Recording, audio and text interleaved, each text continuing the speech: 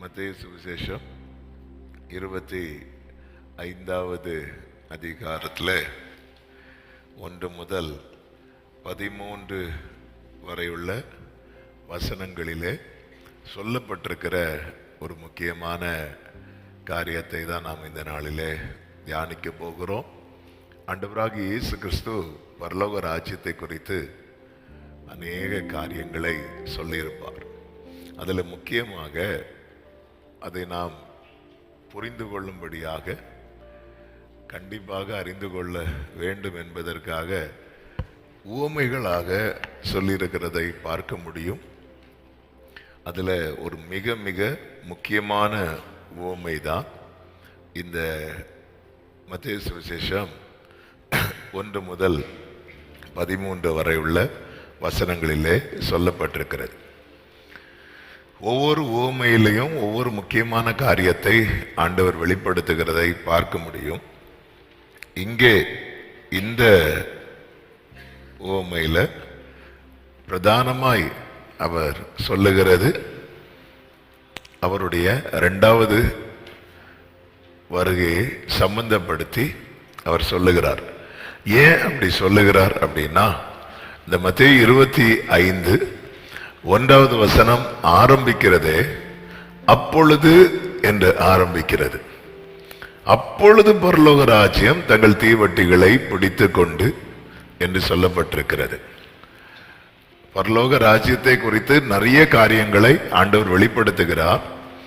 ஆனா இந்த இடத்துல பர்டிகுலரா பரலோக ராஜ்யம் நம்ம தியானித்த 2 உவமைகள்ல பாத்தீங்கன்னா, முதல் உவமை நம்ம என்ன தியானித்தோம் சொல்லுங்க பார்க்கலாம். நீளம். அது பிரதானமாய் சொல்லுகிறது என்ன அப்படின்னா, பரலோக ராஜ்யத்துல நீ எந்த அளவுக்கு வசனத்துக்கு முக்கியத்துவம் கொடுக்கிறாயோ அந்த அளவுக்கு நீ வளருவ. ஆமே. 2வது என்ன உவமையை தியானிச்சோம் அப்படின்னா, பரலோக ராஜ்யத்துல ஏதாவது ஒரு வேலை நீ என்ன பண்ணியிருக்கணும், செஞ்சிருக்கணும். பரலோக ராஜ்யத்துல எல்லாருக்குமே வேலை உண்டு. பரலோக ராஜ்யத்துல எப்படி இருக்கக்கூடாது அப்படின்னா, சும்மா என்ன அழகா சொல்றீங்க, பைபிள் ஸ்டடி டீம் அப்போ டாப்.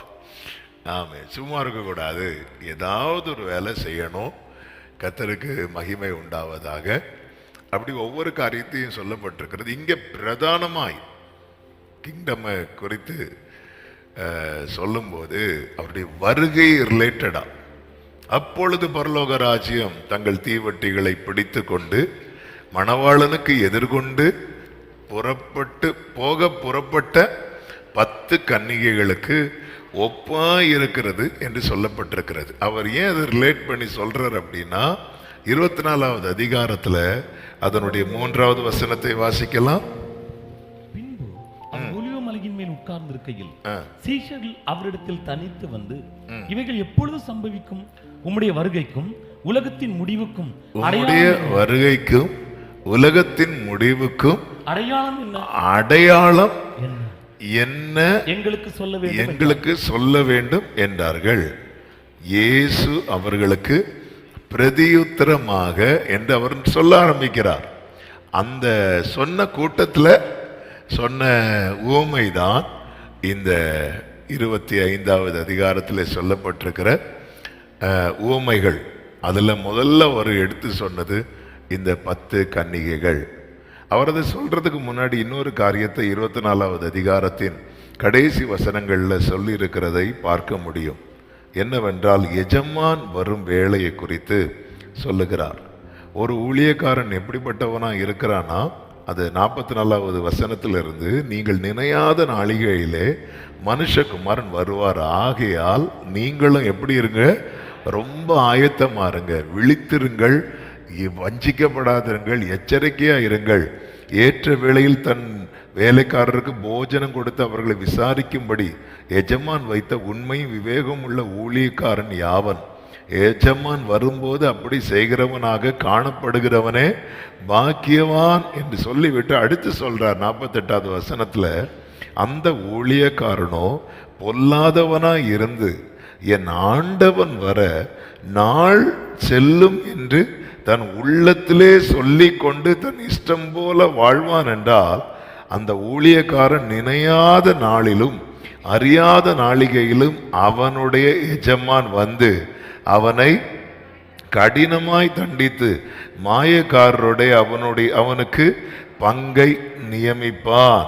அங்கே அழுகையும் பற்கடிப்பும் உண்டாகும். அப்பொழுது பரலோக ராஜ்யம் தங்கள் தீவட்டிகளை பிடித்து கொண்டு மணவாளனுக்கு எதிர்கொண்டு போக புறப்பட்ட 10 கன்னிகைகளுக்கு ஒப்பா இருக்கும் என்று சொல்லுகிறார்.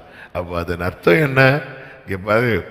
மணவாளன் வர எப்படியும் தாமதமாகும், நாளாகும் என்று சொல்லி நீ உன் இஷ்டம் போல வாழக்கூடாது என்பதற்காக ஆண்டவர் சொன்ன உவமைதான் இந்த 10 கன்னிகைகளை குறித்து சொன்ன உவமை.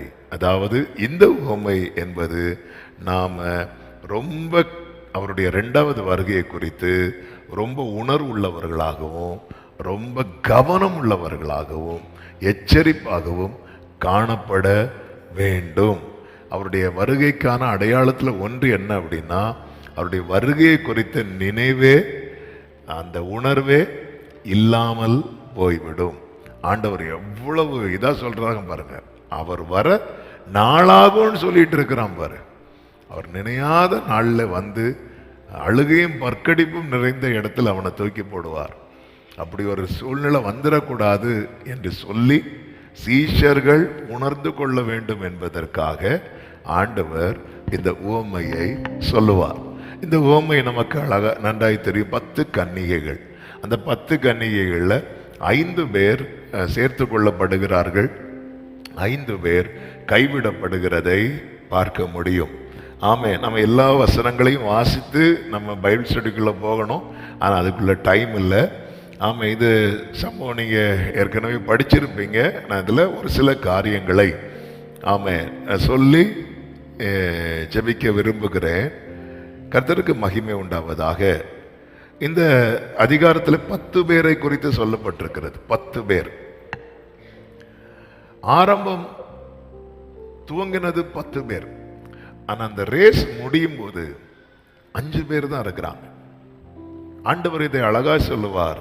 அழைக்கப்பட்டவர்கள் அநேகர், தெரிந்து கொள்ளப்பட்டவர்களோ சிலர். தேவனுடைய ராஜ்யத்தில் நம்ம எப்படி துவங்கினோம் என்பதை காட்டிலும் எப்படி முடிக்க போகிறோம் என்பது மிக மிக அவசியமாய் இருக்கிறது. நம்ம எப்படி முடிக்கிறோமோ அதை வைத்துதான் ரிவார்டே இருக்குது. இதுதான் கிங்டம் ஆஃப் காடுடைய முக்கியமான காரியம். தேவனுடைய ராஜ்யத்தை இவன் சூப்பராக ஸ்டார்ட் பண்ணாம்பா, இவன் இப்படி ஸ்டார்ட் பண்ணாம்பா, இதை வச்சு ரிவார்டு கொடுக்கவே மாட்டார் ஆண்டவர். இங்கே 10 கன்னிகைகளும் எதிர்கொண்டு போக புறப்பட்டார்கள் என்று சொல்லப்பட்டிருக்கிறது. ஆமே, பிகினிங் காமன் தான், ஆனால் finishing rare. Beginning is opportunity, ending is approval. நமக்கு ஒரு துவக்கம் கிடைக்க தெரியுமா? அது ஆப்பர்ச்சுனிட்டி, நமக்கு கிடைக்கிற ஆப்பர்ச்சுனிட்டி. நம்ம எப்படி முடிக்கிறோமோ அதை வச்சு தான் ரிவார்டே இருக்கிறது. எனவே தான் ஆண்டவராக இயேசு கிறிஸ்து தெளிவாய் சொல்லுவார். அதுக்கு முந்தின அதிகாரத்தில் முடிவு பரியந்தம் 24:13 முடிவு பரியந்தம் நிலை நிற்பவனே ரட்சிக்கப்படுவான். இது மிக மிக முக்கியம். இத ஆரம்பித்த 10 பேரும் ஒரே மாதிரி தான் ஆரம்பிக்கிறாங்க. 10 பேரை குறித்து இந்த 1வது வசனத்துல என்னை ரொம்ப ஆச்சரியப்படுத்தின காரியம் என்ன அப்படின்னா, இந்த 1வது வசனத்துல யாரையுமே புத்தி இல்லாதவங்கன்னு சொல்லவே இல்லை. ஆமே, புத்தி இல்லாதவங்க மேட்டரே 2வது வசனத்துல தான் வருது. இந்த 1வது வசனத்துல சொல்லும் போது 10 பேரையும் ஒரே லைன்ல வச்சுதான் ஆண்டவர் சொல்றார். 10 பேரையும் ஒரே லைன்ல வச்சுதான் ஆண்டவர் சொல்றார். இது மிக மிக முக்கியமான காரியம். அவன் எடுத்ததுமே இவன் ஓட மாட்டான், இவன் தேற மாட்டான். அப்படி சொல்லி ஆண்டவர் யாருக்குள்ளேயும் விசுவாசத்தை துவக்கவில்லை. காரணம், விசுவாசத்தை துவக்குகிறதும் அதை முடிக்கிறது யாரு தெரியுமா? கர்த்தர். ஆமே, அது எப்படியும் 10ல் 5 பேர் தான் போவாங்க. ஆண்டவரே சொல்லிட்டார் 2 பேர் படுத்திருக்கும் போது ஒருத்தன் தான் எடுத்துக்கொள்ளப்படுவான். அப்படி அல்ல, 2 பேருமே எடுத்துக்கொள்ளப்பட வேண்டும் என்பதுதான் அவருடைய சித்தம். ஏன் இந்த 10 கன்னிகைகளும் எதிர்கொண்டு போகன்னா 10 பேருக்கும் அந்த அழைப்பு இருக்கிறது. 10 பேருக்குமே அந்த அழைப்பு இருக்கிறது. சும்மா ஒரு மணவாளனுக்கு நான் தான் மணவாட்டின்னு போக முடியுமா? இல்லை, மணவாட்டியாய் நியமிக்கப்பட்டவங்க தான் எதிர்கொண்டு போவாங்க. இந்த 10 பேருக்குமே அழைப்பு இருக்கிறது.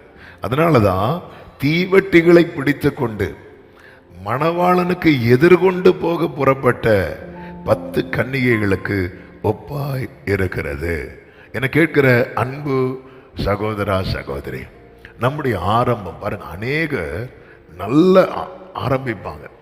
அவங்க ஆரம்பம் பார்த்தீங்கன்னா அவங்களுக்குள்ள ஒரு லட்சியம் இருக்கும். ஆமா, நிறைய காரியத்தை அவங்க துவங்குவாங்க. விசுவாசத்தில் இப்படி இருக்கணும் அப்படி இருக்கணும்னு நினைப்பாங்க. ஜெபத்தில் இப்படி இருக்கணும் அப்படி இருக்கணும் என்னெல்லாமும் நினைப்பாங்க.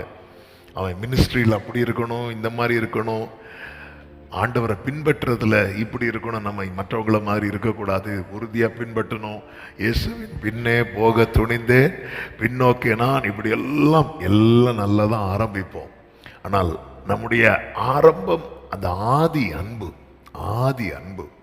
நம்முடைய வாழ்க்கையில தொய்ந்து போகிறது, குறைந்து போகிறது, இல்லாமல் போகிறது.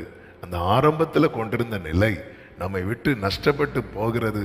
அப்படின்னாலே நம்ம யாராக மாறுகிறோம் அப்படின்னா அந்த புத்தி இல்லாத கன்னிகைகளை போல மாறுகிறோம் என்ற அர்த்தம்.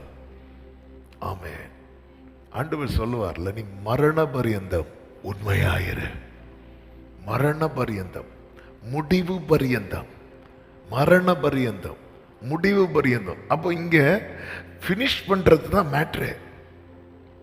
The kingdom reward is not for starters, it is for finishers. Kingdom reward வந்து அந்த ஸ்டார்ட் பண்றதை வச்சு தரவே மாட்டார். கலாத்திய சபைக்கு வேதனையோடு ஆவியானவர் பவுலை கொண்டு எழுதுவார். ஆவியில ஆரம்பம் பண்ணின நீங்க இப்படி மாம்சத்துல போயிட்டீங்களே, இதனால என்ன ஆகும்? நீங்க எவ்வளவு பிரயாசப்பட்ட அந்த பிரயாசத்தினால உங்களுக்கு ஒரு பிரயோஜனமும் இல்லாமல் போய்விடுமே. ஆண்டவருடைய வேதனை. ஆண்டவராகிய இயேசு கிறிஸ்து மினிஸ்ட்ரி லைஃப்ல நீங்க பார்த்தீங்கன்னா திரளான ஜனங்கள் இயேசுவை பின்பற்றினதை யோவான் சுவிசேஷம் 6வது அதிகாரத்தின் 2வது வசனத்திலே பார்க்க முடியும். அவர் வியாதிக்காரரிடத்தில் செய்த அற்புதங்களை திரளான ஜனங்கள் கண்டபடியால் அவருக்கு பின் சென்றார்கள். அதன் பிறகு ஆண்டவராகிய இயேசு கிறிஸ்து நிறைய காரியங்களை போதிக்க ஆரம்பிப்பார். 6:66 சொல்லப்பட்டிருக்கிறது, அது முதல் அவருடைய சீஷரில் அநேகர், அங்கே ஜனங்கள் என்று சொல்லவில்லை,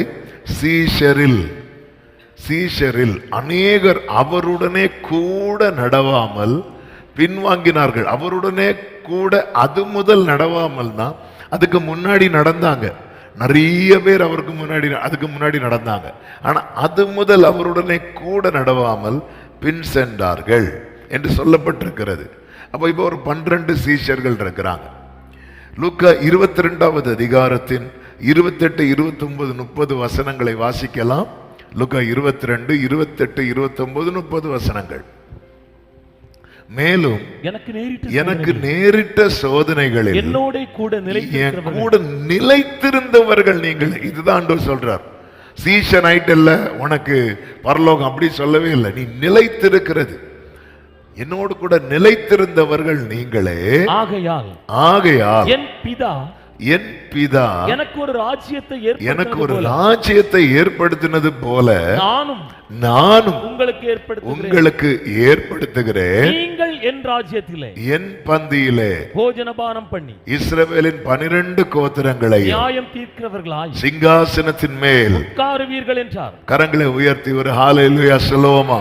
அப்ப எந்த கஷ்டத்திலும் நஷ்டத்திலும் நெருக்கத்திலும் இந்த கடைசி வரை நிற்கிறது, கடைசி வரை நிற்கிறது. நல்லா புரிஞ்சுக்கோங்க. ஆரம்பம் பண்ற கிறிஸ்துவுக்குள்ள ஓட்டத்தை ஆரம்பிக்கிறதுக்கு சாத்தான் தடை பண்ணுவோம். ஆனா அதை தாண்டி ஈஸியா வந்துருவோம், நம்ம ஈஸியா வந்துருவோம். அதான் அந்த பிகினிங் நம்ம எல்லாருக்குமே ஒரே மாதிரி தான் இருக்கும். இந்த 10 பேருக்கும் ஒரே மாதிரி தான் இருக்கும். ஆனால் போக போக நேற்று தம்பிங்க ஒரு கொரியோகிராஃபி பண்ணாங்க யூத் ஃபெஸ்ட்டில். 2 பேர் ரன்னிங் ரேஸ் ஓடுறாங்க. ஓடும்போது இவ்வளோ தானே, இது ரொம்ப ஈஸி இல்லை, அப்படி தான் ஸ்டார்ட் பண்ணாங்க. கிறிஸ்டியன் லைஃப் வந்து இப்படி தான் போகும், மெதுவாக மெதுவாக மூவ் ஆகும். ரொம்ப சந்தோஷமாக இருக்கும். அப்போஸ்தலர் 2வது அதிகாரம் எடுக்க வேண்டாம், 3000 என்ன, 3வது அதிகாரம் 5000 என்ன, 4வது அதிகாரம் எண்ணு கிடக்காம அப்படி போயிட்டே இருக்கும்போது திடீர்னு ஒரு செக் வருது. ஸ்தேவானை கல்லால் அடித்து கொல்லுவாங்க. சீஷர்கள் எல்லாம் சேதற ஆரம்பிச்சிருவாங்க. ஆமே, ஆண்டவர் சொல்றார் இந்த சின்ன கூட்டத்தை பார்த்து, இவர் கடைசி வர என் கூட நிலைத்திருந்தவர்கள் நீங்களே. அவன் இந்த பரலோக ராஜ்யத்தை குறித்ததான காரியத்தை ஆண்டவர் சொல்லும்போது நம்ம எதுல ரொம்ப கவனமா இருக்கணும்னா, நிலைத்திருக்கணும். நான் யாரு? நான் அவருடைய மணவாட்டி. எனது மணவாளனே என் இதய ஏக்கமே இனியவரே உம்மைத்தான் தேடுகிறே, நான் உம்மைத்தான்.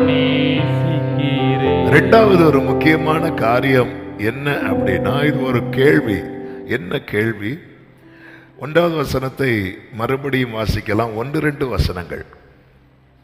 அப்பொழுது பரலோக ராஜ்யம் தங்கள் தீவெட்டிகளை பிடித்துக் கொண்டு மணவாளனுக்கு எதிர்கொண்டு போக புறப்பட்ட 10 கன்னிகைகளுக்கு ஒப்பாயிருக்கும். அவர்களில் 5 பேர் புத்தி உள்ளவர்களும் 5 பேர் புத்தி இல்லாதவர்களுமாய் இருந்தார்கள். ஆமென். அடுத்து, மணவாளனை எதிர்கொள்ளும் நிலையில் நாம் இருக்கிறோமா? இது ஒரு முக்கியமான கேள்வி. ஆமென். பொதுவாக கன்வென்ஷன்ல அந்த காலத்திலலாம் கடைசி நாள் கன்வென்ஷன்ல கேட்பாங்க, இன்று அவர் வருவார் என்றால் ஆமென் எதிர்கொண்டு போக ஆயத்தமா அப்படின்னு கேட்கும்போது அப்படி நெஞ்சு பக்கு பக்குன்னு அடிக்கும். இப்ப அதே கேள்வியை இப்போ வச்சா, இப்பொழுது கர்த்தர் வருவார் என்றால் இதுல நம்ம எத்தனை பேர் புத்தி உள்ளவர்கள், எத்தனை பேர் புத்தி இல்லாதவர்கள் அப்படின்னு கேட்டா அது ஒரு பெரிய கொஸ்டின். நாம் எதிர்கொண்டு போக. ஆமென். புத்தி உள்ளவர்களுக்கும் புத்தி இல்லாதவர்களுக்கும் வித்தியாசம் என்ன அப்படின்னு ஒரே லைன்ல சொல்லணும்னா, புத்தி உள்ளவர்கள் தீவட்டி அணைந்து விடக்கூடாது என்பதில் மிகவும் கவனமா இருப்பார்கள். புத்தி இல்லாதவர்கள் அந்த நேரத்துக்கு ஆயத்தமா இருப்பார்கள். அந்த நேரத்திற்கு. ஆமென். அதாவது இந்த நேரத்துக்கு நான் ரெடி, நாளைக்கு நானா ரெடி இல்லை. அந்த நேரத்துக்கு ஆயத்தமா இருப்பார்கள். அந்த நேரத்திற்கு. சில டைமுக்கு நம்ம ரொம்ப ரெடியா இருப்போம். சில நேரத்துல எல்லாம் அதான் மறக்கவே முடியாது. இந்த அபிஷேகம் கிடைச்ச அந்த டைம்ல ஒரு வாட்டி இந்த கன்னியாகுமரி பீச் சைடில் நடந்து போயிட்டு இருக்கும்போது சும்மா நானே சொல்றேன், இப்போ இந்த அலை வந்து நம்மளை இழுத்துட்டு போனாலும் ஒன்றும் இல்லை, நம்ம எங்க போயிடுவோம்? பரலோகம் போயிடும். என்ன ஒரு வெளிப்பாடு! ஹல்லேலூயா. அந்த டைம்ல வந்து நமக்கு மைண்ட் விட்டோம், இப்போ இந்த அலை வந்து நம்மளை இழுத்துட்டு போனாலும் ஒன்றாகாது. நல்ல வேளை இழுத்துட்டு போகல. ஹல்லேலூயா. அதுக்கப்புறம் தான் பைபிள் படிக்க தெரியுது, ஓட்டத்தை ஓடி முடிக்காம அங்க வந்துடாதேன்ட்டாரு. ஆமே, நம்ம என்ன நோக்கத்துக்காக இந்த பூமியில ஜனிப்பித்தாரோ அது வந்து நிறைவேறாம பரலோகத்துல வந்து ஜெயிக்கிறவங்களுக்கு மட்டும்தான் ஸ்தானம். ஆமே, தீவட்டியை எரிய பண்ண மட்டுமே எண்ணெயை பயன்படுத்துகிறார்களே தவிர அவங்க எண்ணெயை சுமக்கிற பாத்திரமாக இருக்க விரும்பவில்லை. அந்த வசனத்தை நீங்கள் படிச்சீங்கன்னா தெரியும். 3-4 வசனங்கள்ல புத்தி இல்லாதவர்கள் தங்கள் தீவட்டிகளை எடுத்துக்கொண்டு போனார்கள், எண்ணெயையோ கூட கொண்டு போகவில்லை. புத்தி உள்ளவர்கள் தங்கள் தீவட்டிகளோடும் கூட தங்கள் பாத்திரங்களிலே எண்ணெயும் கொண்டு போனார்கள். சிம்பிளா சொல்லணும்னா, புத்தி இல்லாதவங்க கையில எண்ணெய் இல்லை தெரியுமா? பாத்திரம் இல்லை. எதுக்கு இந்த பாத்திரத்தை எடுக்கணும்? அதுக்கு அவங்க முக்கியத்துவம் கொடுக்கவில்லை. எண்ணெய்க்கு முக்கியத்துவம் கொடுக்கவில்லை. இங்க எண்ணெய் என்பது மிகப்பெரிய ஒரு விஷயமா இருக்கிறது. ஆமென். எண்ணெய் என்பது நிறைய காரியத்தை காண்பிக்கிறது. அதுல விசேஷமாய் அது அபிஷேகத்தை காண்பிக்கிறது. அது வந்து ரிலேஷன்ஷிப்பை காண்பிக்கிறது. எண்ணெய் என்பது ரிலேஷன்ஷிப்பை காண்பிக்கிறது, அபிஷேகத்தை காண்பிக்கிறது, அடையாளத்தை காண்பிக்கிறது. ஆமென். எண்ணெய் என்பது எதை காண்பிக்கிறது தெரியுமா? அதாவது ஒரு ஆட்டுக்குட்டியும் ஒரு பண்டியும் நடந்து போய் கொண்டிருக்கும் போது திடீரென்று அது பக்கத்தில் ஒரு ஓடை இருக்கு. ஓடைன்னா சாக்கடையில் யாரோ ஏதோ தூக்கி போட்டதில் அந்த சாக்கடை தெரித்து எது மேலே படுது அப்படின்னா 2 மேலேயும் படுது. ஆட்டுக்குட்டி மேலேயும் படுது, பண்டி மேலேயும் படுது. பண்டி மேலே பட்டதும் பண்டிக்கு நல்லா இருக்கே அப்படி சொல்லிட்டு திருப்பி அதில் குதிக்கும் போது திருப்பியும் எது மேலே படுது அப்படின்னா இந்த ஆட்டுக்குட்டி மேலே படுது. இந்த ஆட்டுக்குட்டிக்கு டிஸ்டர்ப் ஆக ஆரம்பிச்சிட்டு அது என்ன பண்ணுதுன்னா, அது உடம்ப போய் செவரில் தேய்க்குது. அதால் இருக்க முடியல. உடம்புல என்ன ஆகிட்டு அப்படின்னா அழுக்கானதும் அதுக்கு அதால் நிம்மதியாக இருக்க முடியல. அது உடம்பை தேய்க்குது, அங்கே இது பண்ணுது. ஆனால் பன்றி அப்படி கிடையாது. அது ஜாலியாக விளையாடிட்டே இருக்கு. 2 சேர்ந்து தான் புறப்பட்டு கொஞ்சம் சாக்கடை வந்ததுக்கு அப்புறம் தான் எது பன்றின்னு எது ஆட்டுக்குட்டின்னு தெரியும். அதுவரை சேர்ந்தான். 10 கன்னிகைகள் எப்படிதான் இருப்பாங்க? சேர்ந்து தான் போவாங்க. ஆமாம். சிலருக்கு இது பட்டா இது ஒன்றும் இல்லை, இதுதானே அப்படின்னு. ஆனால் சிலருக்கு சின்ன காரியம் பட்டா கூட அவங்க நெஞ்சு கிடந்து படன்னு அடிச்சுட்டே இருக்கும். ஆமே. என்ன எக்ஸ்ட்ரா ஒரு பாத்திரத்தை நான் எடுத்துட்டு போனோம். எக்ஸ்ட்ரா பாத்திரத்தை எடுத்து இவங்க மற்ற 5 கன்னிகள் இப்போ உள்ளதை பார்க்குறாங்க. இப்போ தீ எரிஞ்சிட்டு தானே இருக்கு. அதுதான் பார்க்குறாங்க. இன்னைக்கு நான் ஜெபம் பண்ணிட்டேன்ல, அது போதும். இப்போ எரிந்து கொண்டுதான் இருக்கிறது. தாவீது என்ன சொல்றாரு?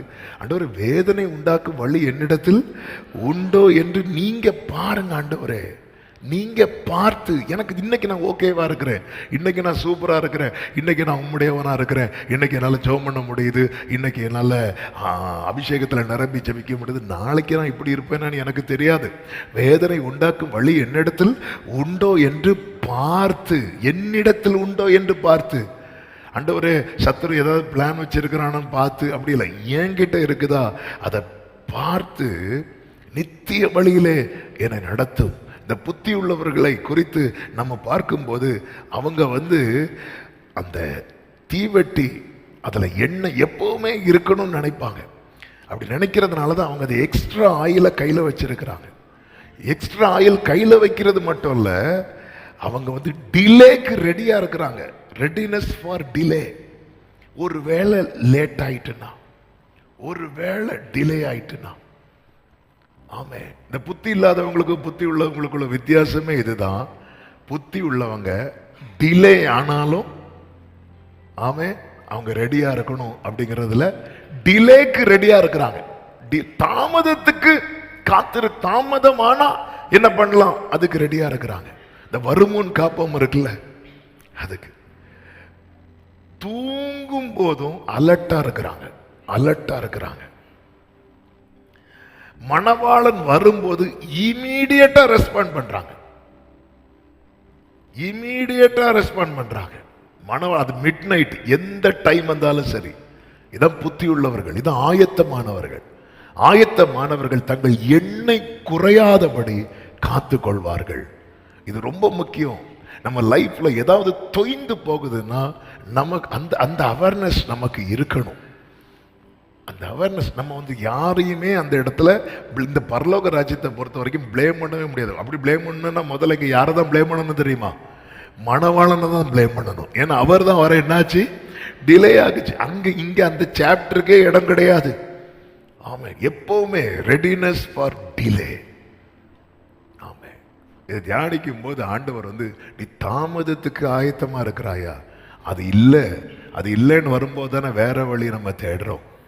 ஆமே, 11 வருஷம் காத்திருந்த ஆபிரகாம் 11வது வருஷம் முடியும் போது இன்னொரு ட்ராக்ல போயிட்டு வந்தார்ல. என்ன ட்ராக்கு? ஆகார். ஆமேன். அதாவது வார்த்தையை வாங்குறதெல்லாம் விஷயம் கிடையாது. அந்த வார்த்தையை வாங்கும்போது நம்ம வார்த்தையை சுதந்திரிக்க எப்படி ஆயத்தமா இருக்கிறோமோ அதே போல அது நிறைவேற தாமதமாகும் தெரியுமா, அந்த தாமதத்துக்கும் நம்ம ஆயத்தமா இருக்கணும். லாக்டவுன் வரப்போகுது, லாக்டவுன் வருதுன்னு தெரிஞ்சதும் அவ்வளோ சூப்பர் மார்க்கெட்டும் ஃபுல்லாச்சு. எல்லா சூப்பர் மார்க்கெட்டும் ஃபுல்லாச்சு. எதுக்கு தெரியுமா? அது எவ்வளோ நாள் இந்த லாக்டவுன் நீளோனே தெரியாது. எல்லாம் தேவையானதெல்லாம் அவங்க யார் யாருக்கு எவ்வளோ திராணி இருக்கோ அவ்வளோ திராணிக்கு வாங்கி வைக்கிறதுக்காக எல்லாமே ஃபுல்லாச்சு. பாருங்க, இப்போ கேஸ் தட்டுப்பாடு அப்படின்னதுமே எல்லா வீட்டில் இண்டக்ஷன் அடுப்பு இருக்கவங்கெல்லாம் எடுத்து வைக்க ஆரம்பிச்சிட்டாங்க.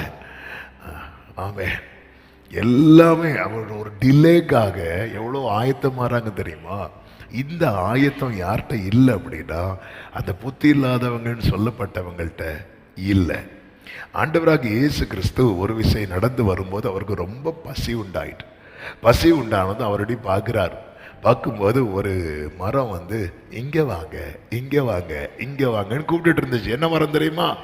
அத்தி மரம். எப்படி கூப்பிட்டுச்சுன்னா இலைகள் அப்படி அசைஞ்சு. சிலர் வெளியெல்லாம் பார்த்தா இப்போ பாருங்க, ஆமாம், தூதர்கள் போகிறது கூட டவுட். ஆனால் இவங்க உடனே போயிடுவாங்க. மார்க்கு 11:13 அப்பொழுது இலைகள் உள்ள ஒரு அத்தி மரத்தை தூரத்திலே கண்டு அதில் ஏதாகிலும் அகப்படுமோ என்று பார்க்க வந்தார். அடுத்த ஒரு வார்த்தை முக்கியமா சொல்லப்பட்டிருக்கோம், அத்திப்பழ காலமா இராதபடியால். மார்க்கு 11:13 அத்திப்பழ காலமா இராதபடியால். அப்போ அத்திப்பழ காலம் இல்லைன்னா அதுகிட்ட என்ன இருக்க? இல்ல, கனி இல்லை, நியாயம். அது சொன்னல, இந்த வருகை விஷயத்துல நியாயம் எல்லாம் எடுபட்டு போகும். ஆமென். அது காலம் இல்லை, சீசன் இல்லாதபடியால் அவர் அதனிடத்தில் வந்தபோது அதில் இலைகளை அல்லாமல் வேறு ஒன்றையும் காணவில்லை. உடனே ஆண்டவருக்கு என்ன வந்துச்சு தெரியுமா? கோபம் என்ன பண்ணா தெரியுமா? இனி நீ ஒரு காலம் கனி கொடுக்க மாட்ட. அப்போ நல்ல இதுல என்ன ஒரு ஆச்சரியம்னா, சிலர் போடுற வேஷத்துல இயேசுவை ஏமாத்திடுவாங்க. ஆமே, அது மனுஷங்களை ஏமாத்துறது விஷயம் இல்ல, இயேசுவே ஒருவேளை இருக்குமோ. ஆமே, சில அப்படி அவர் கிட்ட ஆசையா வரும்போது, ஆமே, ஹல்லேலூயா. இது ரொம்ப ரொம்ப முக்கியமான ஒரு விஷயம். நம்முடைய பாத்திரத்துல எண்ணெய் இருக்கிறதா? தாவீது சொல்லுகிறார், என் பாத்திரம் நிரம்பி வழிகிறது, என் தலையை எண்ணெயால் அபிஷேகம் பண்ணுகிறீர். என் பாத்திரம் நிரம்பி வழிகிறது, நிரம்பி வழிகிறது. எண்ணெயால். எண்ணெய் ஆமாம், ஆண்டவர் எண்ணெய் ஊற்றுறது, அபிஷேக தைலத்தை ஊற்றுறது நமக்கு தெரியும். ஆமாம், சமாரியா ஒரு சமாரியன் வருவார். ஆண்டவராக இயேசு கிறிஸ்து ஒரு உவமையே சொல்வார் தெரியுமா? ஒருவன் எருசலேமிலிருந்து எரிகோவுக்கு போகும்போது கள்ளர் கையிலே அகப்படுவான். அகப்பட்டு குற்றுயிராய் விடப்படுவான். அந்த வழியாய் ஒரு லேவியன், ஒரு ஆசாரியன் வரும்போது அவங்க பக்கமாய் விலகி போவாங்க. அப்போ அந்த இடத்துல யார் வருவார் தெரியுமா? ஒரு சமாரியன் வருவார். அந்த இடத்துல அவனை கண்டு மனதுருகி கிட்ட வந்து அந்த சமாரியன் கிட்ட என்ன இருக்கிறது? எண்ணெய் இருக்கிறது. அந்த எண்ணெய் என்ன பண்றார்னா அந்த காயங்கள்ல ஊற்றுகிறார். அப்போ எண்ணெய் எப்படி கிடைக்கப்பட்டது அப்படின்னா, அந்த சமாரியன் அவன் பக்கத்துல ஒரு நெருக்கம், 2 பேருக்குள்ள ஒரு நெருக்கம். அந்த சமாரியன் அவனை தூக்கி மடியில வச்சிருக்கலாம் அல்லது வண்டியில வச்சிருக்கலாம். பக்கத்துல 2 பேருக்கு இடையில எந்த டிஸ்டன்ஸுமே இல்லை, அவ்வளவு நெருக்கம். அந்த நெருக்கத்தினால என்ன உண்டாகுது அப்படின்னா எண்ணெய் போடப்படுகிறது, எண்ணெய் ஊற்றப்படுகிறது. அப்போ என் வாழ்க்கையில எண்ணெய் குறைந்து விடக்கூடாது அப்படின்னா நான் எதுல ரொம்ப கவனமா இருக்கணும் அப்படின்னா அந்த மணவாளனோடு உள்ள அந்த நெருக்கத்துல அந்த நெருக்கம் தான். அதனால தான் தாவீது சொல்றார், நான் கர்த்தரை எப்பொழுதும் எனக்கு முன்பாக வைத்திருக்கிறேன், நான் மரண இருளின் பள்ளத்தாக்கில் நடந்தாலும் பொல்லாப்புக்கு பயப்படும், ஏன்னா தேவரீர் என் கூட, என்னோடு கூட, என் கூட, என் பக்கத்துல. அதனால என்ன ஆகுது, என் தலையில எண்ணெய், என் பாத்திரம் நிரம்பி வழிகிறது, என் பாத்திரம் நிரம்பி வழிகிறது. இன்னைக்கு நம்ம என்ன பண்றோம், கொஞ்ச நேரம் ஜெபத்துல அப்படியே உட்கார்ந்து இருக்கும் போது நம்ம தீவட்டி அப்படியே எரிய ஆரம்பிக்குது, அவ்வளவுதான், அதோட முடிஞ்சது. அவன் ஆகஸ்ட் ஜெபம் 1 மாசம் கண்டினியூஸா நடக்கும்போது தீவட்டி சூப்பரா எரிஞ்சிட்டு இருக்கும், அதோட முடிஞ்சது. ஆமா, அது தீவட்டி எரியத சிலருக்கு 15 நாள்லாம் ஆகும். ஏன்னா மழையில கொவுந்து அது எத்தனை அது கொவுந்து அது தீவட்டி கடைசி ஹோலி ஸ்பிரிட் மீட்டிங்ல தான் மெதுவா எரிய ஆரம்பிக்கும். எரிய ஆரம்பிக்கிறதோட மீட்டிங் முடிஞ்சு 2 வாரங்கள். ஆமே, அந்த மணவாளன் அப்படிதான் சமாரியன் அவனை சேர்த்து அவனை பார்த்து மனதுருகி பக்கத்துல ஆமே.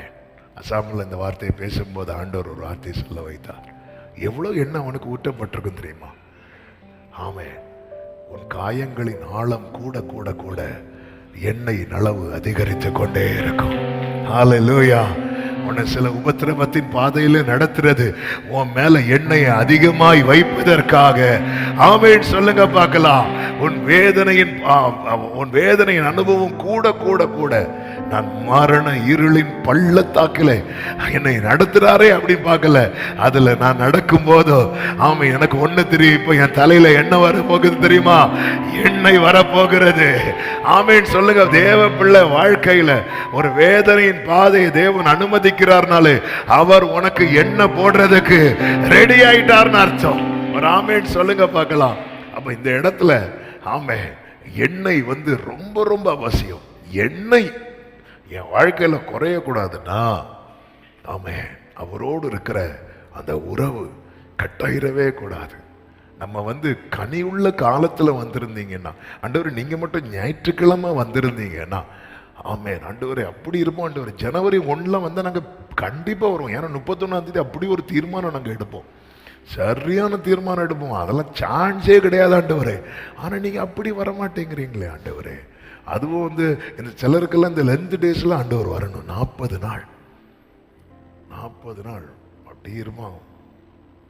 40 நாள் லெங்தா தாடி வளர்த்துட்டு லென்த் டேஸ்ல அதனால லெங்தா வளர்த்துருவோம். ஆண்டவர் நீங்க அதை விட்டுட்டு நீங்க இப்படி திடீர்னு ஈஸ்டர்லாம் முடிஞ்சு எப்பாடா இனி அடுத்த வருஷம் இருக்கும்போது நீங்க எப்படி வந்தீங்கன்னா நாம் எதிர்கொண்டு போக ஆயத்தமா இருக்கிறோமா? இங்க சொல்லப்பட்டிருக்கிறது மணவாளன் வர தாமதித்த போது. 3வது ஒரு காரியத்தை இங்க நான் சொல்ல விரும்புகிறேன். பரலோக ராஜ்யத்துல மணவாளனுக்கு எதிர்கொள்ளுகிறவர்களிடத்துல என்ன மிக மிக அவசியம் அப்படின்னா பொறுமை. எதிர்பார்த்த நேரத்தில் அவர் வரவில்லை, எனவே அவர்கள் இந்த புத்தி இல்லாதவர்கள் ஒரு ஆயத்தை இருந்துச்சு பார்த்தீங்களா, அதை விட்டுட்டாங்க. அதாவது புத்தி உள்ளவர்களுடைய நிலை எப்படிப்பட்டதா இருக்கணும் அப்படின்னா, இன்று வருவார் என்கிற மனநிலையோடு காணப்பட வேண்டும். வரவில்லை என்றாலும் சோர்ந்து போகக்கூடாது, நாளையும் அதே போல காணப்பட வேண்டும். இதுதான் புத்தி. பொறுமையா இருக்கிறவங்க அவங்கள பாக்கியவான்கள் பைபிள் சொல்லுது. எப்படி இருக்கணும் அப்படின்னா, இன்னைக்கு வருவார், வரலையா ஓகே நாளைக்கு வருவார். இந்த ஒரு மனநிலைமையோடு தான் ஒவ்வொரு தேவ பிள்ளையும் இருக்கணும். இது டைம் ஆக ஆக ஆக ஆக அவர் வரமாட்டார் அப்படிங்கிற ஒரு நிலை நமக்குள்ள வருது அப்படின்னாலே நம்ம எந்த லிஸ்ட்ல போக ஆரம்பிக்கிறோம் அப்படின்னா அந்த புத்தி இல்லாதவங்க லிஸ்ட்ல போக ஆரம்பிக்கிறோம். ஆமே, சில டைம்ல நம்ம தொடர்ந்து இந்த வருகையை குறித்த செய்தி, நமக்கு இந்த வருகையை குறித்த எண்ணம் ரொம்ப திடீர்னு ரொம்ப உதிச்சது எப்போன்னா இந்த 2020 அவ்வளோதான், ஃபுல்லாக அப்படிதான். அந்த டைம் தான் அந்த பழைய பாட்டெல்லாம் எடுத்து வச்சு பாடிட்டு இருப்போம். ஏன்னா எப்போ யார் போவானே தெரியாது.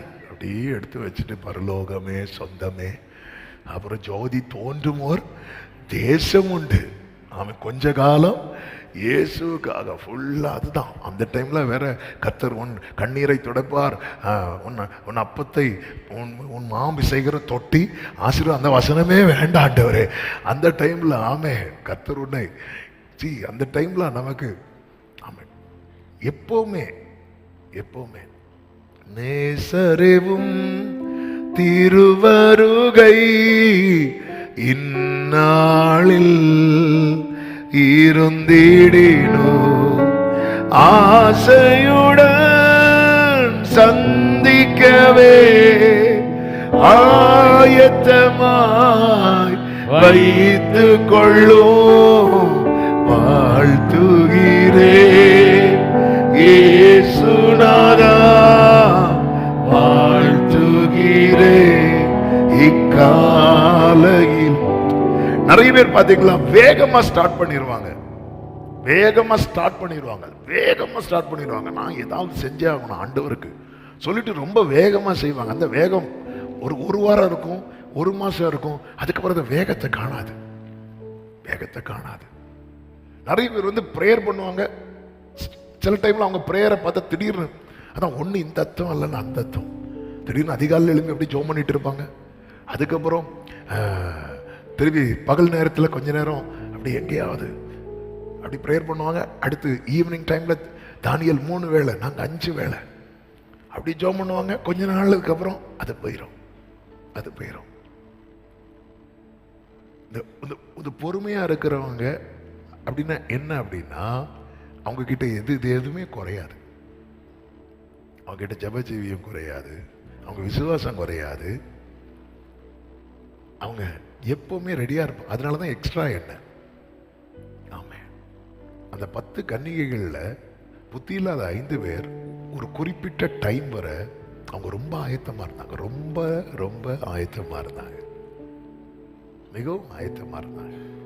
அந்த டைம் தாண்டினதுக்கு அப்புறம், உண்மையிலே அந்த டைம் தாண்டினதுக்கு அப்புறம் தான் அவங்க புத்தி இல்லாம பண்ணிட்டோமே அப்படிங்கிற நிலையை அடைந்தார்கள்.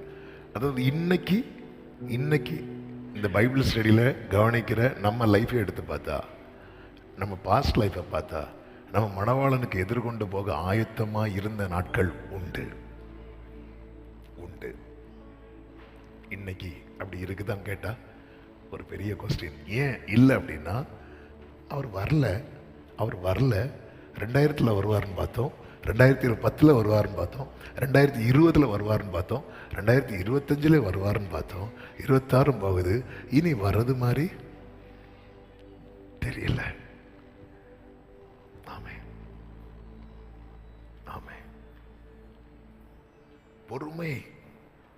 பொறுமை என்பது கிங்டம் ஆஃப் காட்ல பொறுமை என்பது ஆப்ஷனல் கிடையாது, இது நெசசரி. இந்த பொறுமை மிக அவசியம். எபிரேயர் 6வது அதிகாரம் 11-12 வசனங்களில் சொல்லப்பட்டிருக்கிறது. நீங்கள் அசதியா இராமல் வாக்குத்தத்தமான ஆசீர்வாதங்களை விசுவாசத்தினாலும் நீடிய பொறுமையினாலும் சுதந்தரித்துக் கொள்ளுகிறவர்களை பின்பற்றுகிறவர்களாயிருந்து உங்களுக்கு நம்பிக்கையின் பூரண நிச்சயம் உண்டாகும்படி நீங்கள் யாவரும் முடிவு பரியந்தம் அப்படியே ஜாக்கிரதையை காண்பிக்க வேண்டும், முடிவு பரியந்தம் அந்த ஜாக்கிரதையை காண்பிக்க வேண்டும் என்று இருக்கிறோம். அப்படி ஆண்டவரே இது வேண்டாம்னு நம்ம நிறைய காரியத்தை விட்டுருவோம். ஏன் அப்படின்னா, வருகைக்கு போனோம், மணவாளனுக்கு எதிர்கொண்டு போக வேண்டும். அதனால அது போக போக என்ன ஆயிரும்னா, அவர் இனி இப்ப வர்றது மாதிரி தெரியல. அதனால கொஞ்சம் முடிவு பரியந்தம் அந்த ஜாக்கிரதையை காண்பிக்க வேண்டும் என்று ஆசையாயிருக்கிறோம். யாக்கோபு 5வது அதிகாரம் 7வது வசனமும் 8வது வசனமும் இப்படி சொல்லப்பட்டிருக்கிறது. இப்படி இருக்க சகோதரரே, கர்த்தர் வரும் அளவும் நீடிய பொறுமையாயிருங்கள். 8வது வசனம், நீங்களும் நீடிய பொறுமையோடு இருந்து உங்கள் இருதயங்களை ஸ்திரப்படுத்துங்கள், கர்த்தரின் வருகை சமீபமாயிருக்கிறது. அதன் அர்த்தம் என்ன? நான் பொறுத்து பார்த்தேன், ஆண்டவர் வர மாதிரி தெரியல, இப்போ வரது மாதிரி தெரியலன்னு சொல்லும் போது பைபிள் வந்து ஒரு அலர்ட் கொடுக்குது, ஒரு வார்னிங் கொடுக்குது. கர்த்தருடைய வருகை எப்படி இருக்கிறது? சமீபமா இருக்கிறது. இன்னைக்கு அந்த எண்ணம் நம்மை விட்டு போகுது. அதாவது மணவாளன் இப்போ வரது மாதிரி தெரியல அப்படிங்கிற ஒரு எண்ணம் வந்துட்டனாலே நம்ம எதை குறித்து கவலைப்பட மாட்டோம் தெரியுமா? எண்ணெயை குறித்து கவலைப்பட மாட்டோம். எண்ணெயை குறித்து இன்னைக்கு நம்முடைய நிலை எப்படி இருக்கிறது? அந்த எண்ணெய் குறையாமல் இருக்கிறதா? ஆவியின் அனுபவம் நம்மில ஓங்கி இருக்கிறதா? ஆவி மாம்சத்துக்கு விரோதமாய், மாம்சம் ஆவிக்கு விரோதமாய் போர் செய்கிறது என்று வேதம் சொல்லுகிறது. நம்மில் மாம்சம் தான் டாமினேட் பண்ணிட்டே இருக்குதா? அதை குறித்து உணர்வடைகிறோமா? அதுல நம்ம இல்லாண்டவர் என் லைஃப்ல மாம்சம் டாமினேட் பண்ணிட்டு இருக்கு அப்படின்னா மாம்ச கிரியைகள் வெளியரங்கமா இருக்கிறது. இவைகள் உடையவன் எங்க போயிட முடியாது தெரியுமா? பரலோக ராஜ்யத்துக்கு போயிட முடியாது. மாம்ச கிரியைகள் என்ன டாமினேட் பண்ணதுன்னா அதன் அர்த்தம் என்ன? என் லைஃப்ல என்ன இல்லை? எண்ணெய் இல்லை. அப்ப எண்ணெய் இல்லாம இருக்கும்போது என்னில் மாம்ச கிரியைகள் வெளிப்பட்டு கொண்டே இருக்கும். மாம்ச கிரியைகள் என்னில் வெளிப்பட்டு கொண்டிருக்குமானால் என்னால எங்க போக முடியாது? தேவராஜ்யத்துக்கு போக முடியாது. கலாத்தியர் 5வது அதிகாரத்துல கண்ணீரோடு அப்போஸ்தலனாகிய பவுல் சொல்லுகிறதை பார்க்க முடியும். கலாத்தியர் 5வது அதிகாரம் அதனுடைய 19 முதல் நீங்கள் பாருங்கள். மாம்சத்தின் கிரியைகள் வெளியரங்கமாய் இருக்கின்றன. அவையாவன விபசாரம், வேசித்தனம், அசுத்தம், காம விகாரம், விக்கிரகாராதனை, பில்லிசூன்யம், பகைகள், விரோதங்கள், வைராக்கியங்கள், கோபங்கள், சண்டைகள், பிரிவினைகள், மார்க்க பேதங்கள், பொறாமைகள், கொலைகள், வெறிகள், களியாட்டுகள் முதலானவைகளே. அடுத்தது, இப்படிப்பட்டவைகளை செய்கிறவர்கள் தேவனுடைய ராஜ்யத்தை சுதந்தரிப்பதில்லை என்று முன்னே நான் சொன்னது போல இப்பொழுதும் உங்களுக்கு சொல்லுகிறேன் என்று சொல்லுகிறார். இப்போ நான் அதை உங்களுக்கு சொல்றேன், அதுல மாற்றமே கிடையாது. முன்னே சொன்னது போல. அப்ப நம்ம கிட்ட நமக்கு தெரியும் 17 காரியங்கள் சொல்லப்பட்டிருக்கிறது.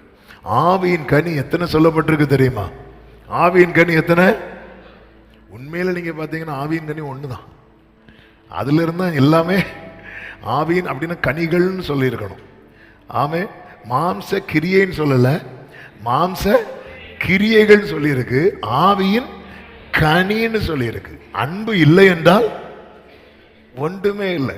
சில சொல்லுவாங்க என்கிட்ட சந்தோஷம் இருக்கு, சமாதானம் இருக்கு, நீடிய பொறுமை இருக்கு, ஆனா என்ன இல்லை? அன்பு இல்லை. அன்பு இல்லைன்னா இது எதுவுமே இல்லை, இது எதுவுமே இல்லை. ஆமே, ஆவியின் கனி. சரி, நம்ம கணக்குல ஒரு 9 சொல்லப்பட்டிருக்குல்ல.